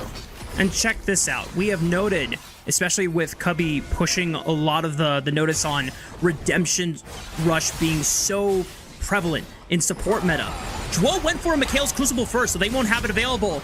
Xiaohao forces the Death Mark out of Shun. Xiaoshu manages to find a great counter-strike. The Magnet Storm and the Crashdown gives him the shield. He still survives, and Xiaoshu is punished. Zhuo can't even get the Ignite down on Palkia, as it's not going to take him out. He survives! EDG win everything here on the top side as the Slicing Maelstrom now finds Scout. Still stuns him in the Between Worlds, but it looks like he is able to escape barely with his life. And they lost so much from that. This is 6-0. JDG have yet to find a single kill in this game. The Crashdown remount from Palkia gets him a shield on that Ignite, keeps him alive, and there's an Otacon spawning in 20 seconds with Hex Tech portals, allowing for EDG to get right back out onto the map. This has been a dominating game number 3. One where, I'll be honest, Rafa, if things had gone just a little different here for EDG, this could have been a 3-0 of a series. Yep, exactly. If JDG don't find that quick Otacon off of Xiaohao's unfortunate recall timer, Game 2 could have looked far different considering how well they defended the base multiple times. And now JDG, in the most dominant fashion shown by EDG in this series yet, might just be staring down the barrel of a 1-2 series score from EDG going into Game 4. Xiaoshu doesn't have any flanks to go off of. Realm Warp from Angel is up, so he teleports into mid and he's going to make his way through. JDG need to push through Fog, and the only one who is even relatively tanky enough is this Jax, with just a Trinity Force and some boots. This is a tough ass coming in for JDG. 2 items on On's Varus, 2 items on Angel's Rise. Watch for these 2 to pop off in this fight. Shun is able to try and look for a little bit of poke onto Angel with the Living Shadow and the Shadow Slash. JDG don't necessarily force them off the Otacon yet. They're able to drag it down, 6,000 HP. 언제부터였을까? 그 많던 동전 못 본 지가. 지폐 한 장 안 들고 다닌 지가. 뭐 시대가 그런 시대니까 그런 거겠죠? 그리고 또 한 번의 새로운 시대가 이미 열렸다. 성인 5명 중 1명 디지털 자산 지갑 보유. 가상자산 이용자 보호법 1주년. 실체를 논할 시간은 지났다. 시대는 이미 업비트.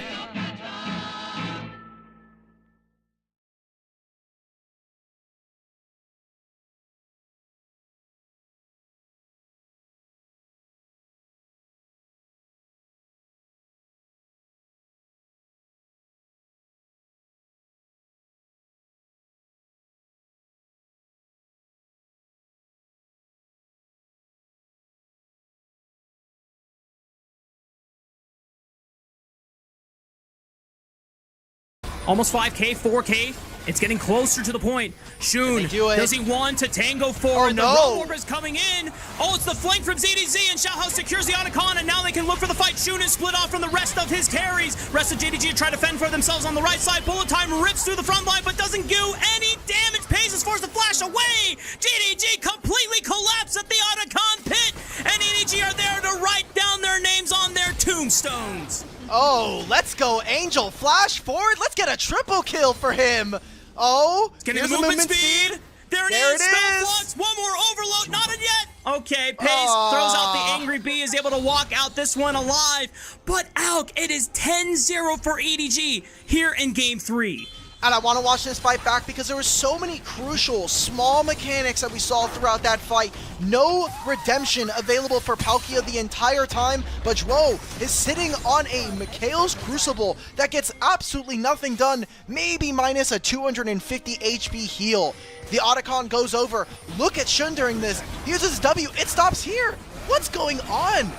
This is a massive mistake from what is supposed to be a carry for JDG, and then the rest of this fight is a mere formality. They're locking up multiple different members. Shun does no ability, no damage for him to get down onto ZDZ or Xiaohao. Scout tries to find On, doesn't get anything there. There's a barrier. And what did we say coming in from this draft? JDG need to play a strong early game because you get 1 and 2 items on this EDG comp, and they're too tanky at that point. I mean, Rise has almost 3,000 HP, and now he has a Zonias. Even with something like a Zed jungle that can scale pretty darn well and have massive threat onto a backline carry, your death mark is only going to pop or threaten 1. EDG have like 3 carries, if not 4, considering how well Trundle can be able to just shrug off a lot of the burst damage from JDG in the first exchange of these big spells that JDG have on their side. And now Xiaohao, like you said, he's too tanky. There's too much HP on the side of ZDG's Kennen. They're way too far ahead now with the experienced lead. It has been by far the most convincing game we have seen out of this EDG squad, and it's about to put them here on match point. The 2 roles that we were looking at coming into today, Angel versus Scout, and now where is On versus Pays? Pays, I think, limited in the options that he's had in this game as the Misfortune, but Scout, a complete vanishing moment here in the mid lane. This Aurora, who is typically one of the most impactful champions in the game, has one of the most impactful kits and usually could be a big team fighter. There's no legs to stand on for this composition. Scout yet again now missing versus his mid lane counterpart, and Angel not only leading player gold, but I think his map play and now here on this Rise, he's going to feel rather empowered to simply just walk up to JDG's backline uninhibited. And Zhuo just might be under fire here, is able to get the battle dance over the wall. Something I'm very happy to see now that you mention Angel's performance here. One of the big things I called for, Angel looked way too timid in their Game 1 opener against IG. But this time around, with his advantage, he's been pressing forward, he's been threatening JDG in their backline, and using this advantage to give EDG the space necessary to continue pushing for these objectives. Now EDG have for themselves nearly a 8,000 to 9,000 gold advantage right before the Baron spawns. Will JDG ever kill this game? That is my question, because there's a lot of other things at hand here. We're most likely looking at us going into game number 4 with EDG having a 2-1 start here in the series, but can JDG at least find 1? Because it is incredibly demoralizing, and I think a stamp of dominance after what was such a close game 1 and game 2 between these two teams, that they can come out, outhands their opponents in a lot of situations, and put them on the back burner. And you know what I think is the biggest reason why it looks so completely stark here in Game 3 versus Games 1 and 2? It's because Pays just doesn't have nowhere near the same agency here on Misfortune that he did on Yunora and Lucian. You have so much more mobility on those two champions, able to try and bait out cooldowns, dash in and out, dodge abilities for yourself. Misfortune, if you try to unload your ultimate, you're a sitting duck. Clear Love told him, hey man, I need you to play Misfortune. Your team will get everything else done. Your team will set you up. That has been a huge problem. He lied. Oh my god, the Realm Warp is collapsing onto Shun. The Rune Prison ensures that Shun has nowhere else to go. The jungler for JDG falls once again here in Game 3, and EDG now move to a damning 10,000 gold advantage. Dude, EDG, they Realm Warp bottom lane, and then they have to immediately take a Jet 2 holiday over to the Baron. Angel's teleporting topside. We're just gonna get this Baron. We got 1 kill, and now we spent the next 25 seconds moving into the top side. JDG need to make the impossible happen. Zhuo is the only one that has the smite up and available, but can he get into this pit? I don't think so. Palkia and Angel are going to do their due diligence to make sure that no funny business happens from Jwo's Recon trying to steal the Baron away. Palkia unleashes the Magna Storm, and goodbye Jwo! And goodbye any chance for a smite. Hang on, Shun is back up from the grave. 2600 HP, Xiao Nihao needs to burn it down. Shun tries to flash into the wall. He doesn't even have flash, can't close the distance there. Bullet time, completely irrelevant against Angel. Stasis with the Zonya's Hourglass, and now Pace falls. Scout the only member left surviving on JDG, but he's trying to run for his life, and here comes Xiao Hao. Flash, chomp, good night, Scout. We're going to game 4. It's match point for EDG. Palkia gives the one only kill that JDG might find in this game. 13,000 gold is the gold difference. It is only ZDZ and Xiao Hao. On's gonna finally make his way over to this wave, but good job from Jwo. He's pulling this minion wave, maybe stalling, out and they got it in him. Like you said, it is EDG finding an advantage yet again. Rafa, it's happening. It's happening. Group Nirvana is finding a best-of-5 series win. They are one game away from proving history and changing it up against Group Ascend. EDG, in their most convincing victory yet, find absolute dominance against the 6th seed from Group Ascend, proving that EDG are more than just a Group Nirvana team. These guys have what it takes to try and make a run to the World Championship. Now, it's only one more game victory to at least give themselves a chance to get into the regional finals gauntlet at the very least via championship points. Let's actually go ahead and pull up that graphic. I think it'll be a good time to try and illustrate what happens if EDG win this series, where the point totals lie. Yeah, so for EDG, obviously, as soon as they win here, JDG are locked out of making it into the Worlds qualifier and done for the rest of this year. They would still need to make a pretty convincing run if they want to make it all the way into the regional qualifiers. I'm trying to take a look. The only kind of part of our foldy sheets that have them is they would require NIP to win the next they don't need NIP to win their next series, but there's a lot of really wacky stuff that has to go on. EDG would have to probably finish top 5 if they want a chance, and that one's even really questionable in my mind. So, I've done the math over on my second monitor before we got into this series. If EDG beat JDG, they guarantee themselves at least 40 points. And if they were to finish at 5th and 6th, as long as Ninjas in Pajamas do not win their series against anyone's legend tomorrow night, EDG will at least have the 6th most championship points. And that should put them, at the very least, in the regional finals gauntlet. That would be incredibly hype. I think if we could get EDG to Worlds, that'd be nice. If they could have chances at a postseason, it's incredible for this organization. And we got to look at their opponents now, Rafa. JDG, a team that we slotted in very, very early on from a preseason perspective with their roster, even just the main core that hasn't changed, Shun, Scout, and Pays. They should be, at the bare minimum, looking at a world slot. No, we didn't know if we were going to have 3 or 4 of them coming into this year. Thanks to MSI, obviously. We got to do a little bit more damage at the International coming up soon. But there is a likelihood. And with how they're playing here tonight, we kept hoping. We kept praying. We kept asking, when is JDG going to get it together? Well, now they have to win every game in this series if they want any chance of sniffing a postseason. Yep.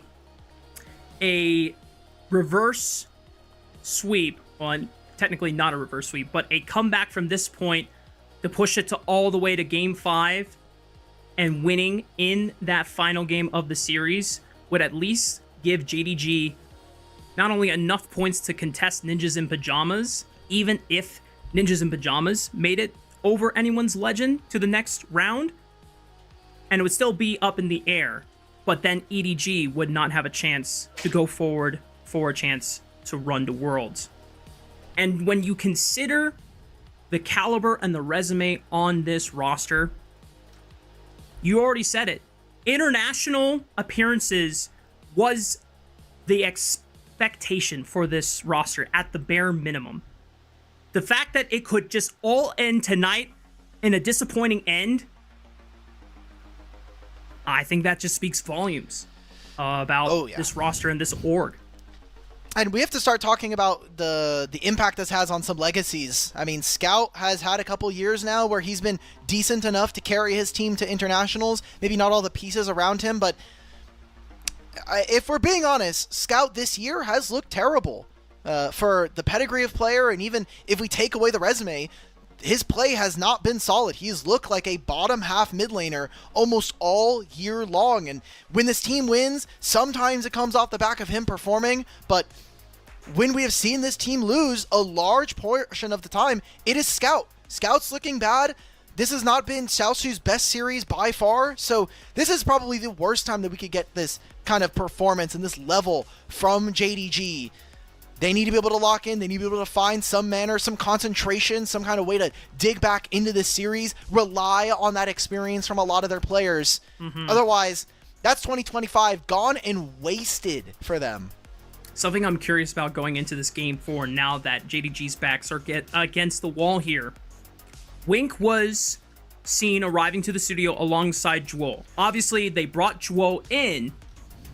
I don't know if this is where JDG get desperate and start throwing things against the wall to try and see if bringing back in Wink to try and change things around now that the support engaged pool has been diminished further. Maybe Wink has something up his sleeve that Jewel necessarily can't fall back on that could give the keys for JDG to make at least a push to game 5. I'm a grizzly bear, a walking mountain, and you have me stuffed into a screen so small I look like a beefy house cat. I belong on your TV. Wink has been with the team this entire time. He's been in the backstage. He's been helping out with the coaches. I know just seeing all the videos and kind of the pictures that have come out from LPL as well as JDG, he is still with the team. He's not off of the roster. He's just on the bench. So the likelihood that he joins in, I think, is a little, in the air, because if there was a series for them to do that, maybe it's up against BLG earlier on. We're going to see the MVP awarded here in just a moment. I imagine it is either going to be Angel or Xiaohao. It's actually going to be ZDZ. Okay, I like his ZDZ. first MVP playoff. But a decent performance. And we are on the precipice of history here, Rafa, because the play-ins were one thing. NIP being able to beat up on FPX, I think not unprecedented, but it was the first time we had seen a best-of-5 win from a Group Nirvana team versus Group Ascend.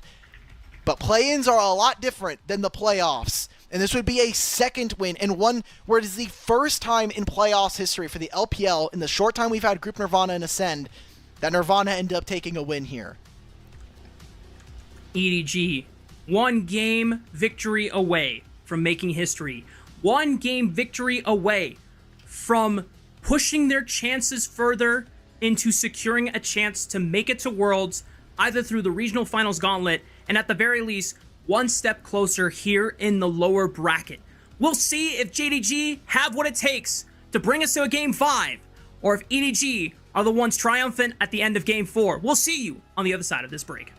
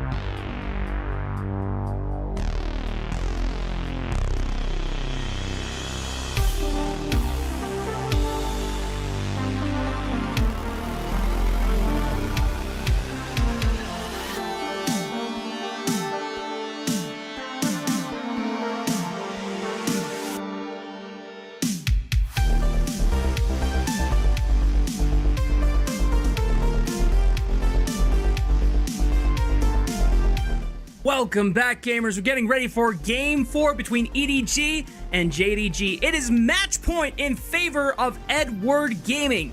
A win here eliminates JDG from World's contention. And when we look back at the beginning of Split 3, it all comes down back to the story of Palkia first joining this roster after being with the organization for only 30 days before being called up to the main squad. Something's been going on over there, man. They've got some magic because they started off this year as maybe Group Ascend hopefuls, as a team that could potentially even make a slightly different run throughout the lower bracket, maybe kind of looking at the rest of their roster all throughout 2025. But with the addition of Palkia, I just want to look at some really quick stats right now. Before Palkia joined, this team was 14-18 in game score, 5-4 in series. Palkia joins for split number 3. EDG go to 20-9 and 9-3 in series score. There is a night and day difference with this guy, and part of that is they started winning, so the vibes were good and they can try to find more success. And so, you get that feedback loop of good feedback, good vibes, good games, good vibes, and all of this starts kind of feeding into each other. The fact that Palkia nearly 10 years ago was watching this squad, EDG, perform at MSI and upsetting SKT. Clear Love. He was watching Clear Love, who is now coaching against him on the JDG roster, trying to see if he can salvage this series from ending in despair. Palkia, watching with his dad, said to himself, I want to play on that team one day. 10 years later, he achieves his lifelong dream. He joins the organization on the youth team, gets called up to the Tier 1 squad just in time for Split 3, and he has been the spark that has ignited the fire that has been burning for EDG ever since the Rumble stage here in Split 3. Yeah, it'll be tough here for JDG, a team we've had so many expectations for, that we've talked a lot about for what we expect of this team, if they can even reach that bar. And now they're potentially... Last split, it was, wow, they really flamed out of playoffs instantly. A single series loss and then got out in 7th, 8th. Now they're going to be potentially repeating this again after getting reverse swept by BLG. We heard in the interview right beforehand on the Chinese feed about JDG members talking about, hey, we need to kind of clean up our act and just sweep these guys. Well, now they need to be able to kind of lock in and really get that done. JDG, what is left in the tank here? I'm curious if... I don't see Wink on stage. I still think it's Joel on stage. So there's no support swap. Game 4, JDG trusting in this lineup that they have been with ever since the second half of the Rumble stage here in Split 3. One of the big things you called out going into this Game 4, a lot of the engaged support pool has now been fully taken out. Renata, Poppy, and Nico also banned. So now we're going down the woodworks in terms of what is left for both Palkia and Joel to play here in Game 4. In the jungle position, especially, the flexes there that I'm looking at is the Maokai, a champion that has been so prevalent in pro play for years now, and potentially could allow for either of these teams to have that flexibility as well as guaranteed engage. Do you like Maokai from the jungle a little bit more? You get access to more gold and experience, where Maokai can be a little frail from the support position, obviously relying on his incredibly broken kit. EDG are going to keep their ban of that Azir and the Kindred, but this does mean that Wukong finally enters into the series here, and he's going to go over to Shun. No Annie for the guaranteed combo duo that we've seen throughout LPL Split 3, but JDG will have to rely on something else that can pair well with this Wukong so that Shun can get the setup necessary. And because the Rumble has been given up, ZDZ now has a chance to lock this in. We know that Xiaohao has already played a game of Silas Jungle. Not sure if he wants to pull the trigger on it just yet, just cycling through some jungle answers here. There's no more heavy meta skirmishers available. Vi is still on the table, but EDG are going to hold their cards for now. The Jhin lock-in does give them a ton of range. Equalizer lets them be able to reach out versus their opponents. Deadly Flourish plus the Curtain Call means that EDG can very easily pick off 1 or 2 members when maybe JDG are not expecting it, or if they think they have numbers. A very tanky top side of the map here, one that is entirely predicated on team fighting. Galio, Ornn, Wukong. How are you going to be able to bust through that when you have a Jhin on your team will be a very interesting question now, as expecting that this Galio is kind of blind in mid lane. Interesting draft strategy from JDG when you don't exactly know what the mid lane is going to have. It's a massive frontline setup for JDG, and EDG are gonna slam the Nefiri into it. I'm not gonna lie, Alk. This is a very potent, tanky frontline that JDG have for themselves, and Jhin and Nefiri are not necessarily champions known for tank busting. That's true, but Nefiri's build right now is pretty interesting, I would say. The Black Cleaver, getting all of those Dark and Dagger procs, she can get with the armor shred, can make it very difficult, and does mean that the armor that a Galio is going to have isn't going to be as useful. Into Wukong especially, I think some of the dueling power is also going to be limited there. So we'll see what EDG can do with this draft. Getting rid of those hyper carries that we had noted. Again, Renata was a big focus in the early portion of the draft, but now they're getting rid of Zeri. There is still things like the Senna that we haven't seen throughout this draft already. Maybe they get rid of the Jinx. We see that now reflected. They are really diminishing what FaZe can have left in his pool here. As you called out, no Zeri, no Jinx, no hyper carries. At least 2 of them taken off the table. We'll see if FaZe can dig deep into something else against this composition that EDG have in their sights. Bard taken off the table. So now Palkia, I think he will be going to a new support champion for the first time this split. Because every other champion is gone. They're going to save it to the very end. Do not pick this. If we're going for a champion that we've seen from Angel, I think Vladimir was fine. Into the Galio, though, I'm a little worried. We talk about damage, and there was not enough frontline coming in from EDG. Honestly, this could just straight up be whatever AD carry and then pair it with a Bard. Bard gets a lot of value versus these immobile, flashless carries over on EDG. The Bard not going to be available, though, as they banded on the... JDG, what is the support pickup? It's a Caitlyn here. They have plenty of frontline, so they can give an enchanter or even a mage to Dwell to back up some extra damage. Elise Caitlyn, Lux Caitlyn, some long-range setup. Karma would at least give extra shielding to make this frontline even more unkillable. What is Palkia gonna pull out to tie this composition together? Because you already mentioned it, there is a lack of enough damage here from the side of EDG into this very tanky front line. Is Elise really the answer here for Palkia? There is a lack of... Here's the thing, though, Rafa, because I see this composition from JDG, and I'm worried that even if they get to a mid portion of the game, I think Karma interacts with this team incredibly well. You get Moonstone on this champion, you get Redemption as well. Who is killing this front line from this team? I think Wukong can be a danger in this game. The amount of knockouts that he's going to be able to provide. A dangerous bottom lane provided here. One where we're going to have to see if they can catch out this bottom lane. It won't be in the laning phase. It's going to be after Angel hits level 6. We need to see this Twisted Fate get off and find good roams, find good timings on side lanes. If you're a JDG fan, I think you're a big fan of this composition as long as JDG do not give over massive advantages to EDG, because their composition is trying to steamroll you in the first 15 minutes of the game. And the fact that JDG have a little bit of early agency and buffering with this Caitlyn Karma lane gives them at least one lane that Shun can play around so that he is not pushed in and invaded on by Xiaohao's Nefiri.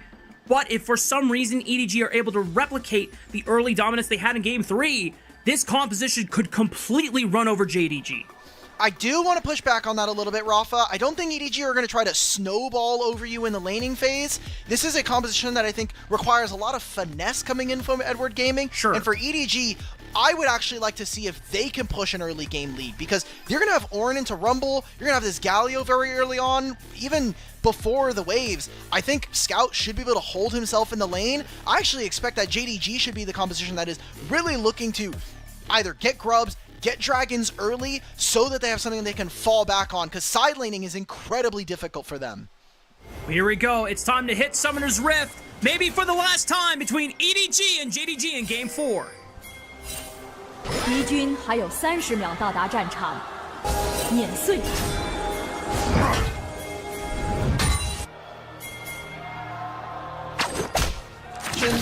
Probably just going to lose a little bit of HP here.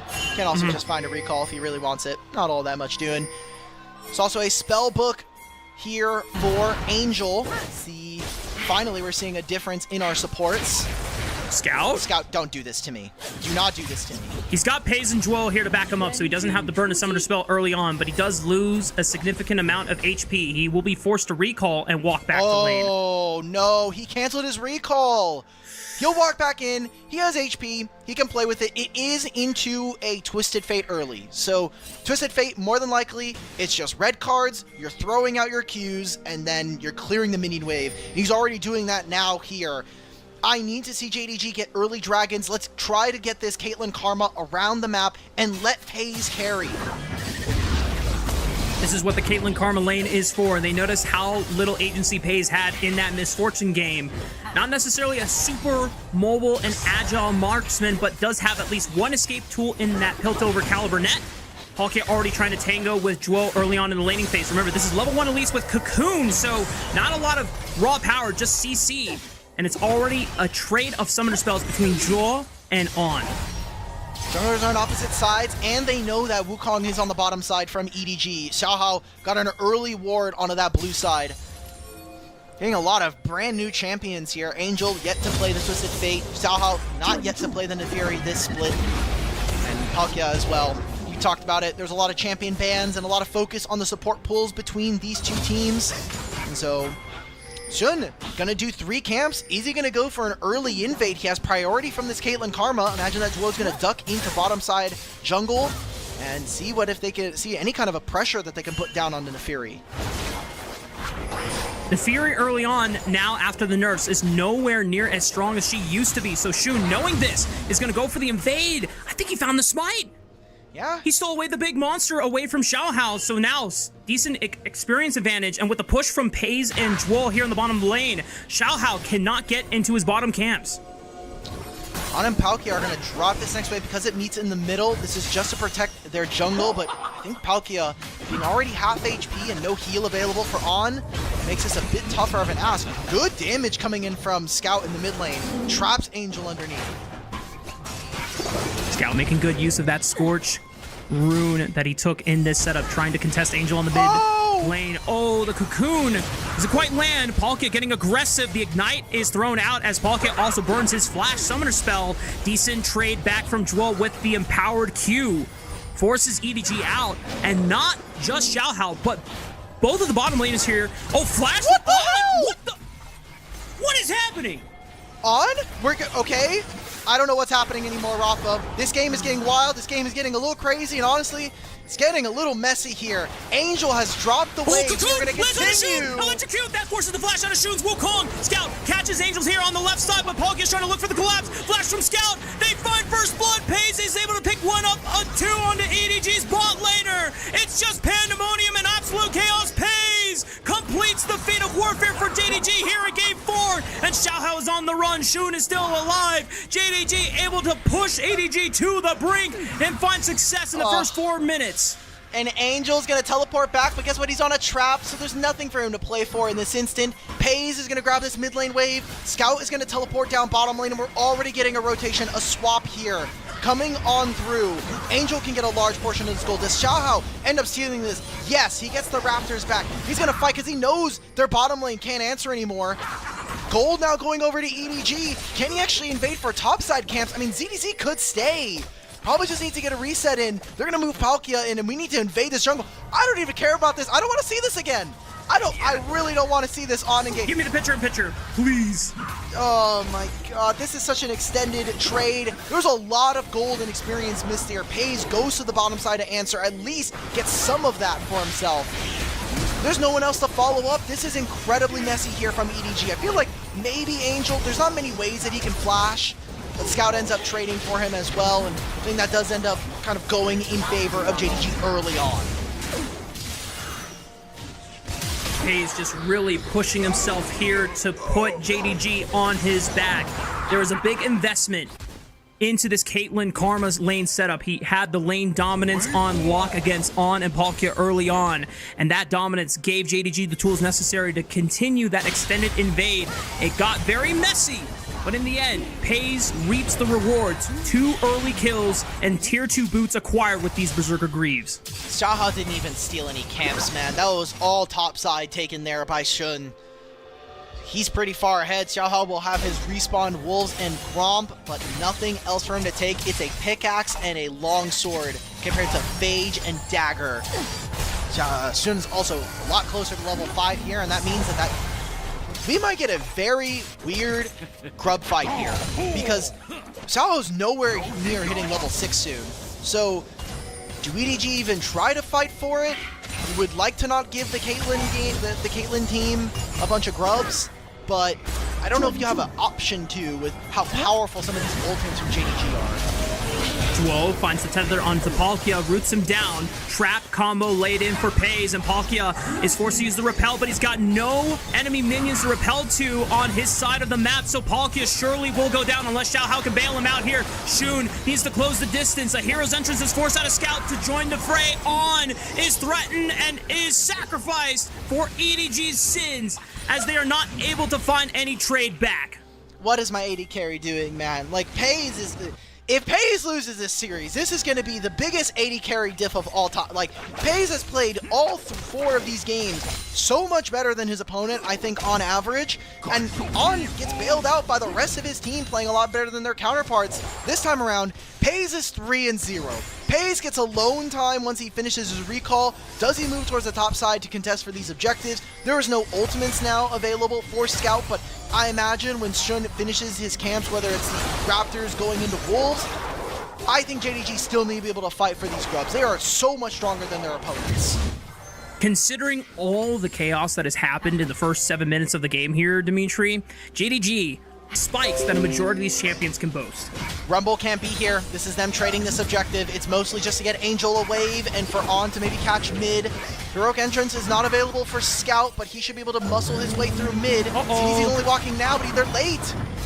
On, not able to flash away from the call. The Forge God finally flashes away from the Justice Punch, is still alive for now. Angel gives vision of all members of JDG, but Scout is buying space with the taunt. Xiaoshu trying to flash after On, but he's got him trapped into the wall of that Raptor pit. Xiaohao trying to send it on to Scout, looks for a trade back and saves his mid laner from certain death. EDG able to get at least one in response to both Palkia and On dropping in the fight.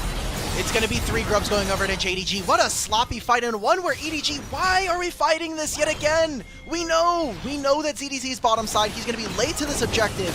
At least Edward Gaming, get the dragon, because that is one way you lose the game, is giving over multiple dragons to this JDG composition.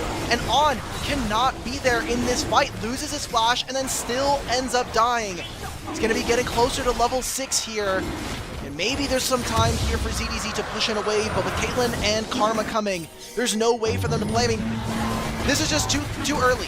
Too early coming in from On and Palkia. Palkia misses the cocoon, so there's no ability for the rest of this team to play.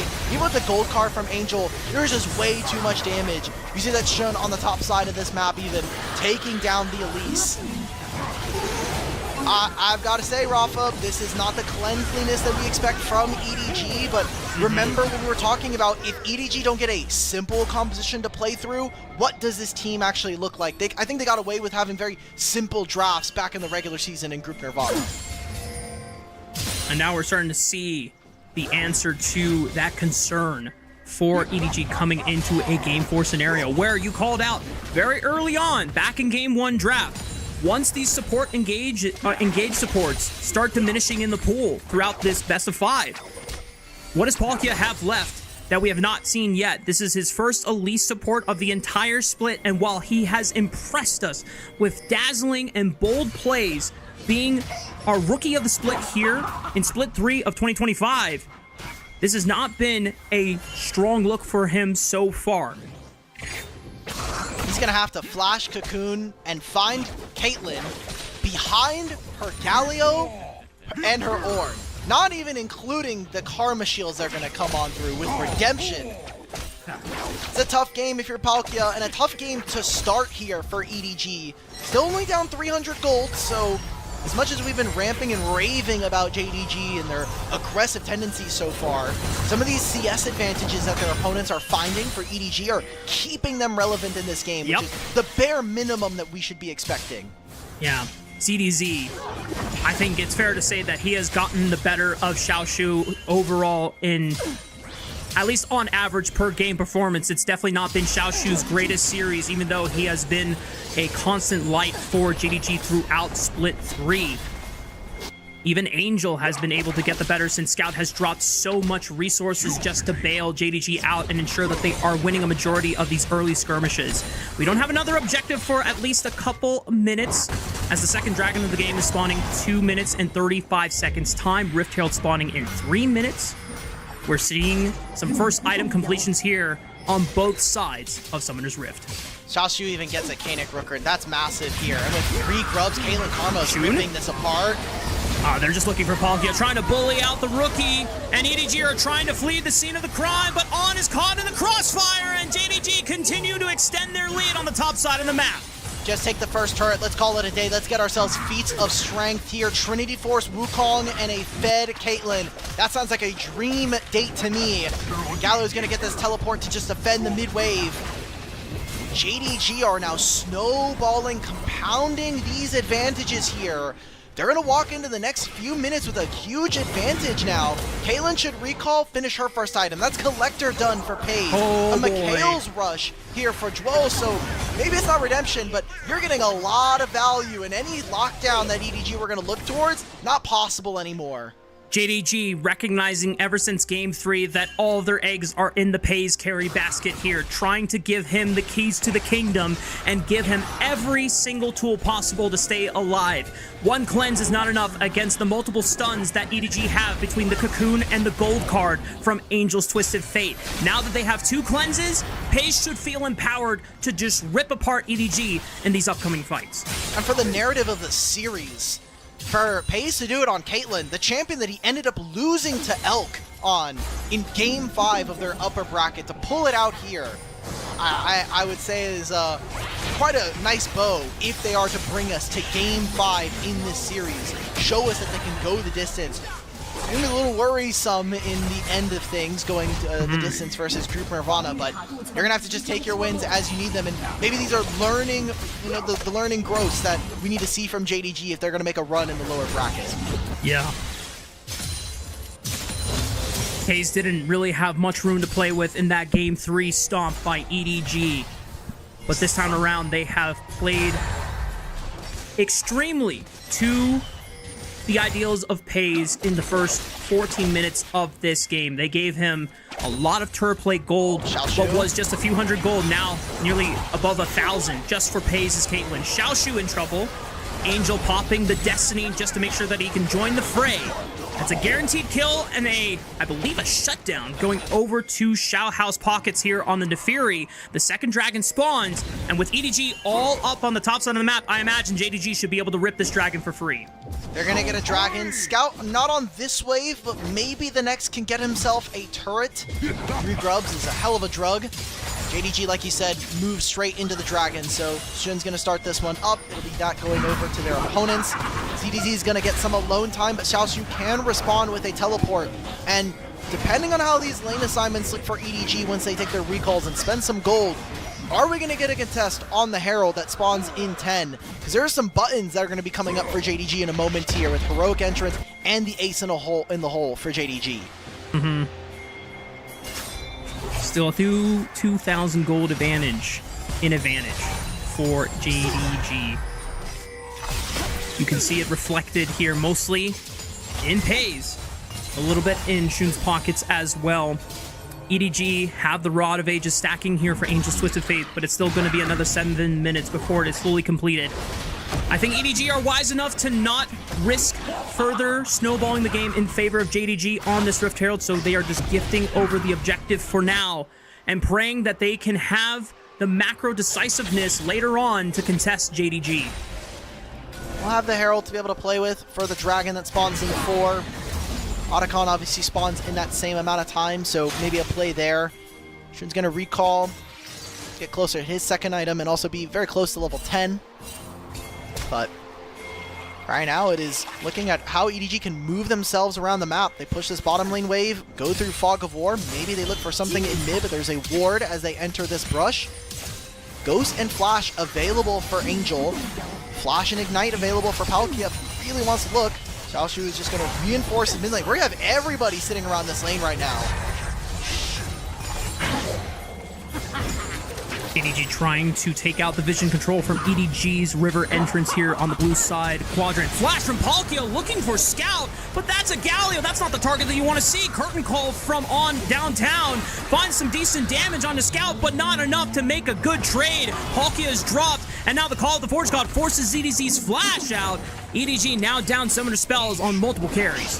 Herald is going to be spawned. Heroic Entrance is still ready for Scout to call. Mid turret is going to fall, even with a they don't even need the demolish proc at this point. EDG are getting bullied around the map. Palkia tries to find something, but Galio is way too tanky. So, cool, you lost your Flash. I think if the biggest win for EDG's side is Shun doesn't have his summoner spell anymore, but you lost a lot for that trade, and that's a lot of really important gold now going into JDG.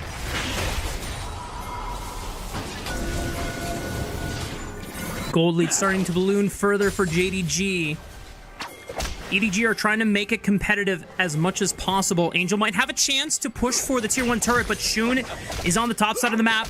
Xiaoshu is walking forward just to make sure that it doesn't go down on this wave. Angel gets some decent damage. I don't think he's going to have enough time. We're getting a replay. We get to see this again. I want to see what exactly the theory was for Palkia. Is he looking for a Drow here? Maybe they think they can find Shun? Oh, he was looking for Shun. Yeah. Even if they are able to make that happen. Remember what we were talking about from draft for EDG is that they have a lot of reach. Flash is obviously one way you can do it, but Deadly Flourish plus Equalizer combo is another way that they can get around a lot of that front line and bypass that for themselves. So seeing that they can make that play, I think it's fine. The execution obviously backfires there in favor of JDG. And they're going to continue to just keep on muscling their way through mid lane. They don't even have to go for the turret. They can take this, connect with Scout on the bottom side of the map, and put all this vision down in anticipation for the dragon that spawns soon. At the very least, it does pull the respect of Shun forcing his own Flash on the Wukong. I mean, look at this. Pays feels so bold that he can just eat over the wall into Fog and just tango with EDG support. Equalizer's going to cut off their retreat here. Pays has Flash and Cleanse available. Good shield from Zhuo's Karma. Heroic Entrance will stall for time on this fight. Xiaoshu now looking for the re-engage of the Call of the Forge God. Angel's on the left flank trying to see if he can look into the backline, but Pays blows up ZDZ before Angel can get into the skirmish. A massive knockup from Xiaoshu forces Xiaohao to flash away to safety, and Angel was trying to find that flank the whole time but couldn't get in there. They were just getting marked on every single part of the play. It's some pretty important buttons now gone from JDG. The dragon spawns in 30, and probably just going to try to use this to move in, push some waves, get your resets in. It is Pays who still has both of his summoner spells, finishes himself the rapid fire cannon, even gets himself the gunmetal greaves, those tier 3 boots online for this Caitlyn. Take a look back at this fight. It is Angel. He gets immediately put down with a Farsight alteration. And while the TP I think is fine, there's just too much HP from this JDG composition. We were saying that while JDG do need an early game lead, I think to make sure that this Caitlyn is going to be able to deal and get in front of EDG, the amount of HP and amount of resistances that are available to Scout and Xiaoshu, very difficult to deal with, especially with ongoing for a lethality build. I think he recognizes that the enemy team is not building a ton of armor. Also, Xiaohao does have Black Cleaver, so there's some pretty neat interactions between jungle and AD here. It's a matter of whether or not they can actually get that damage, and if they survive long enough in these fights. Not only it will help at least try and burst down the tanks once they are low enough thanks to the fourth bullet execution, but at least gives On some competitive damage against someone like Pays and Zhuo, who are not going to have armor for themselves. So even though he is significantly behind in gold, I don't dislike it. I think it's the right call for On, just to try and have as much damage as possible, even if you are behind. But now JDG have position on this Otacon, and they're going to start it up. Single blue ward spots it out 11,000 HP. Galio has ult in 4, so he can show on this mid wave. It is getting lower and lower, and look at the trap line. It's impossible for Xiaohao to move on forward. Angel's getting interrupted. Yeah, he got interrupted on the Destiny, was unable to port away from Scout, who now has him locked down. ZDZ now trying to collapse onto Xiaoshu, who's looking for On onto the top side play. Scout is preventing Angel from being able to join up his team, and On is isolated from the rest of EDG, and now Scout has the opportunity to collapse in first before Angel. He's calling for his team to just drop as little sacrifices as possible. He's going for the mid-tier 1, but Xiaohao can now duel Scout. I don't know if he'll have enough chance or enough time to at least get a kill trade back, but Scout does his job, prevents EDG from contesting JDG on the Otacon, and at the very least EDG get a turret for themselves, but that's the big objective in the hands of JDG. 2 kills, a lot of summoner spells, and a fair amount of interruption there from JDG. Gets themselves the objective. Galio's gonna TP and try to be a nuisance here. I think Xiaohao should be able to handle him, especially with the smite that he has access to. No teleports anywhere else from across the map. Scout is mostly just being a nuisance here. And we'll be able to pick up this bottom lane wave. JDG are starting to mount a pretty sizable lead here in this game. Take a look at what happened to Angel. Gold card buffered there. Really well played, and a last minute taunt stops the 2 mid laners from joining into this fight. And then the Otacon going over, it's so tough for Jhin early on 1.5 items to deal with an Ornn. Loses his flash, loses his heal, loses his life, and EDG are losing out on the rest of this map. The only thing that's really going for them is their 2 dragons, but it is so far away from a potential soul that it is unrealistic to believe that they have much say in this game. Yeah, at this point, EDG's bot lane has been completely out of the game for quite some time and are building pure damage because that's the only thing that will allow them to still be a threat. ZDZ push for the top tier 1, knows that his life is forfeit, at least guarantees EDG get some global gold back into their pockets, but that is now JDG with a 5-man advantage on the map for the next 35 seconds. I want this banner on the left to go away because I really want to see where Ornn is on the experience right now, because if Angel's level 16 and they have an Otacon on their team, level 14 now, so we're going to see some masterwork items start to come on through.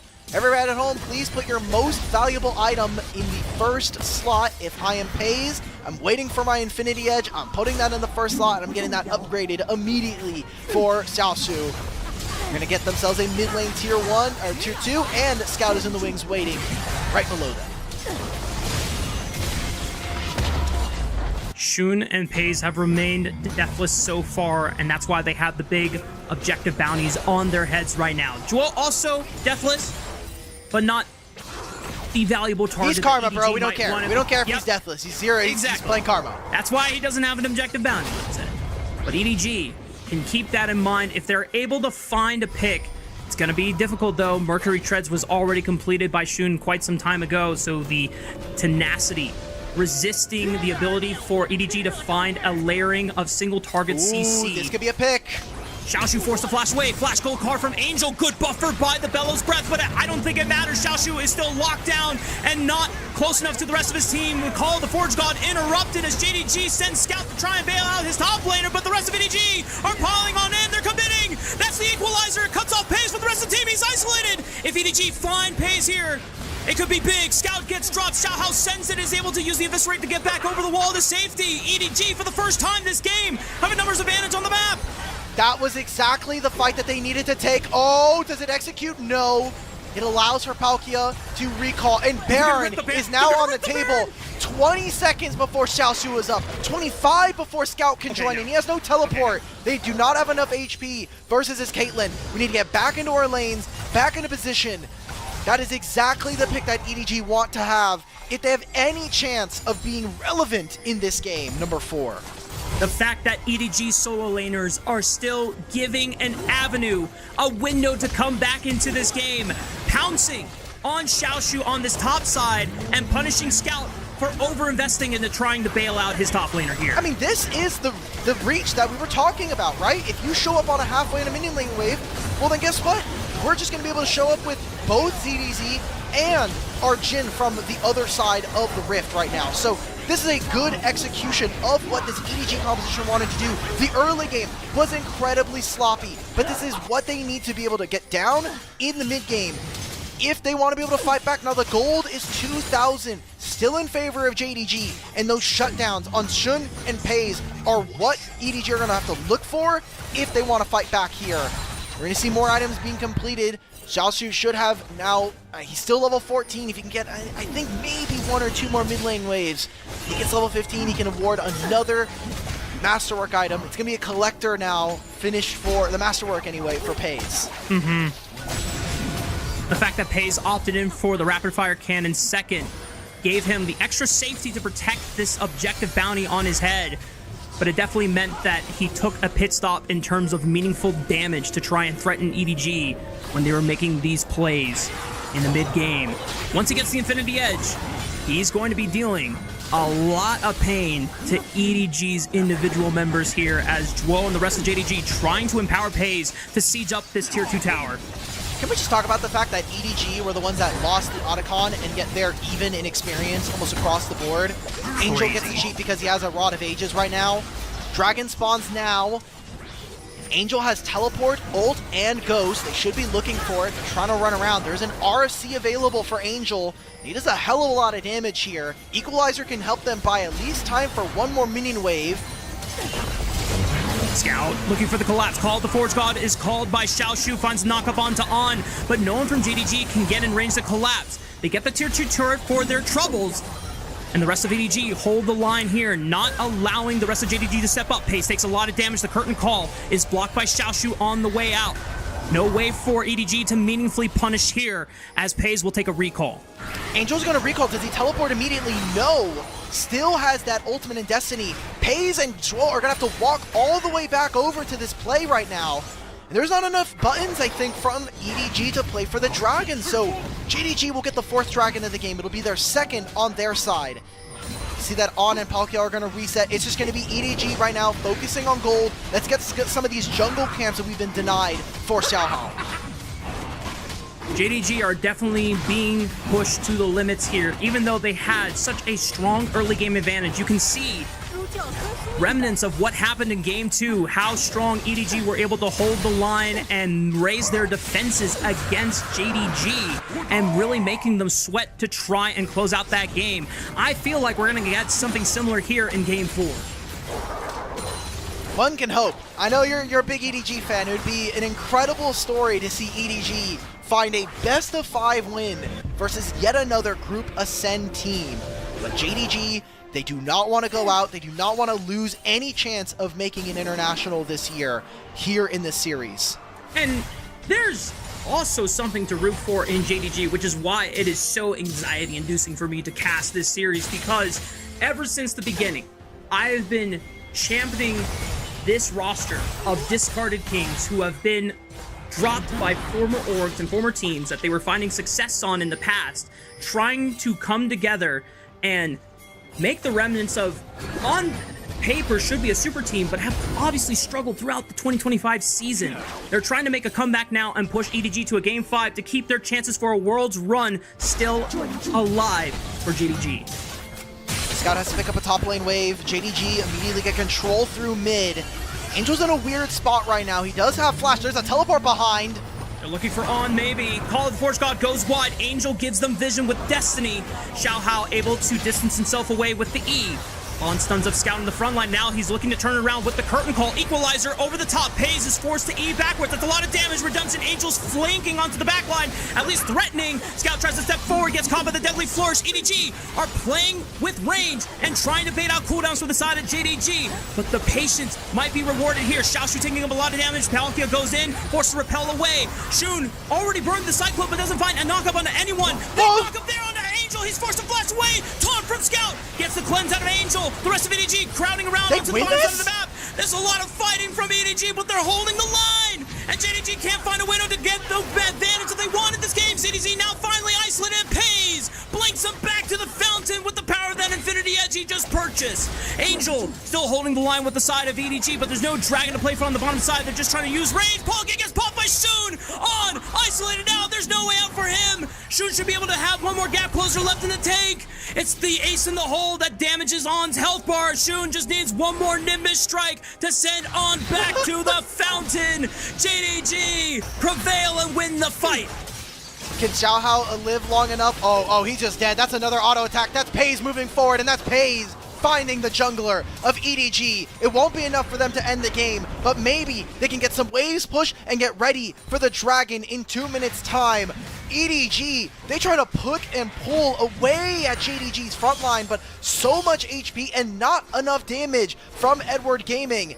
Maybe it's enough for them to start up this Baron. I think this Guardian Angel from Shun is doing overtime for this player. He hasn't even popped it yet, and Pays has only burned a cleanse in that fight. He still has his Flash Summoner spell. They still have a Mikhails from Jewel. So now JDG can coordinate and ensure that Pays is kept alive in the next fight. So tough to kind of squeeze out when they have all of these actives, and Redemption especially is such a disgusting support item right now. Being able to revitalize your team, give yourself multiple thousands of HP back in a fight, as well as damage versus the enemy team. JDG now get the Baron. They now move into top side. Maybe they try to look at Angel, but he has a lot of MS. He has teleport and barrier available to himself now. Not enough to play for, but a lot of gold and a lot of resources being taken away from EDG. The 6,000 gold advantage in favor of JDG now here at the 32-minute mark. Dragons are even. The Grubs and the Otacon on their side have at least given them enough of an advantage to try and contest EDG as they push to try and siege through the inhibitor towers. Oh, I feel bad for Palkia. He got blocked by a Void Might there. Uses Proto Belt, try to look for something. This might be the last bit that we see from EDG here in this game number 4. Palkia gets chunked out. Pays is fearless on this Caitlyn. The range at which he can interact with his opponents, unmatched, unrivaled. And now JDG completely assaulting the base. That rapid fire cannon empowered headshot just takes out nearly a third, almost a half of ZDZ's health bar. And the rest of JDG pulls, Pays, gets caught there by Cocoon, but he's able to dash back away to the Redemption there. Keeps his health bar topped off. Xiaohao, of course, to use the call of the pack from the invulnerability. Once again, Pays completely remains fearless as he steps up and threatens EDG with the power of this rapid fire cannon, still with a flash in his inventory, in his arsenal to use, as he eases forward, continuing to choke out members of EDG. On is forced to go back to the base. On is dead. On is just gonna die to an No, they don't send the call. The Forge God on top of the current call. They just don't care. They just do not care that On can put out any damage. Heroic entrance gives the space necessary for Pays to thrive. Nexus towers die, and EDG don't have any health left in the tank here. JDG pull through. We're going to game 5. And in the most dominant game to match game number 3, JDG, they're going to send us the distance. They're going to keep our hopes alive at a potential Worlds run for both of these teams. Goddamn, for all those, let's just get the predictions up just real quick. Yep. So many people thought this was going to go to 5. Even us, even with our 3-0 predictions, we knew that this series had the potential to go the distance here. And now, on either side, one final game to decide whose 2025 is going to end here in September. It either now ends in a 3-2 victory for EDG or a 3-2 victory from JDG.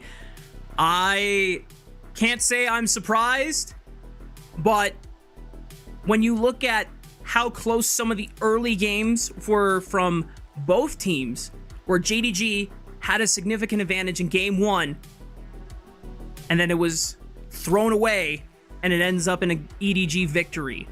Think about how different the series could have been if JDG had been able to win that game. The series would have been over. The nightmare would have been over. The pressure would have been off the shoulders of JDG members. Same story for EDG. You called it. You set it up at the end of game 3. Imagine they don't let the Otacon go to JDG for free in game 2.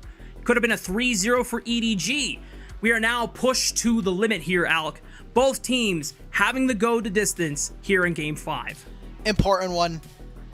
You mentioned about how this JDG roster has suffered through so many hardships, the breakdowns of communication. We see them in playoffs, crash and burn kind of runs throughout the regular season, massive changes. I mean, you've had 2 coaching staff changes throughout the year, losing CV Max in the middle of Split 2, then moving over to Clear Love, who kind of looked like he was all over the place, especially early on in the Split 3. You had 3 separate supports walk through these doors.